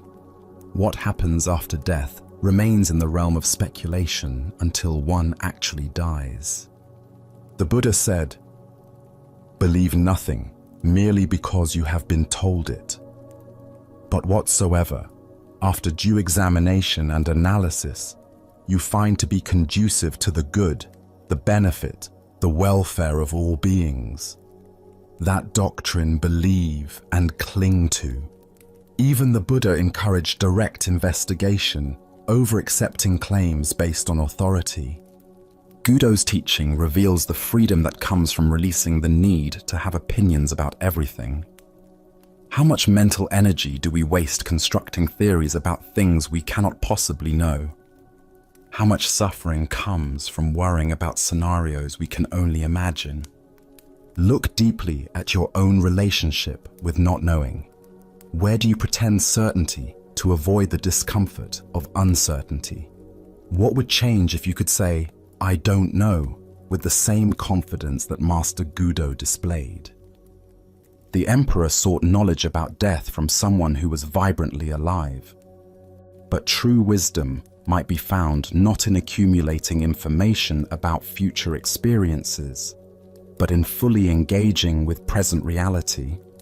The mystery of death is honored not by pretending to solve it, but by living authentically in the face of it. Tonight, as you encounter questions about the future, about others' motivations, or about cosmic mysteries, can you remember Master Gudo's honest simplicity? Can you find the courage to admit when you don't know, discovering that don't know mind might be wiser than all our clever theories? Buddha's wisdom reminds us, the only true wisdom is in knowing you know nothing. In a world full of false certainties and confident ignorance, the Master's honest, "How should I know?" points toward a more genuine relationship with mystery, one that honors what cannot be known, while fully embracing what can be directly experienced. As our time together draws to a gentle close, take a moment to simply be present with the shift inside you. The world outside has not changed, but perhaps the world within feels more spacious, a little lighter, a little clearer. The wisdom from these ancient narratives doesn't shout for your attention, it whispers, and its lasting echo is the profound quiet you can now feel settling in your bones. This peace isn't something you've acquired, but something you've uncovered. The Buddha offered a timeless insight, reminding us, in the end, only three things matter: how much you loved, how gently you lived, and how gracefully you let go of things not meant for you. This very grace is the thread that ran through every story we explored tonight. Each tale was a quiet lesson in the art of release, letting go of rigid expectations, of heavy judgments, of the relentless need to control every outcome. This is the simple yet powerful secret to the deep and meaningful rest your mind and body have been seeking. It is the key to unlocking a tranquility that endures. The teachings you've absorbed are not just ancient tales, they are mirrors reflecting your own innate capacity for peace. You have been reminded that tranquility isn't a distant destination to be reached after a long and arduous struggle, but a gentle homecoming to your natural state of being. The insights are not complex formulas, but simple, loving reminders to soften your grip on worries about tomorrow and replays of yesterday, to observe your own mind without judgment, and to allow thoughts and feelings to pass by like clouds in an endless sky. This understanding is now a part of you. It is a seed planted in the quiet, fertile garden of your consciousness, ready to grow and offer you shelter whenever you need it. Carry this feeling of gentle release with you as you cross the threshold into your dreams. Remember that the calm you feel now is always accessible to you. It is not found in a story or a specific meditation, but in your own mindful presence. The lessons from tonight will continue to resonate within you, integrating into your being, offering clarity in your waking hours and profound peace in your resting moments. They are your faithful companions on the path, illuminating your way forward with kindness, wisdom, and a quiet strength. Thank you for joining us on this journey at Sleepy Monk. Sleep well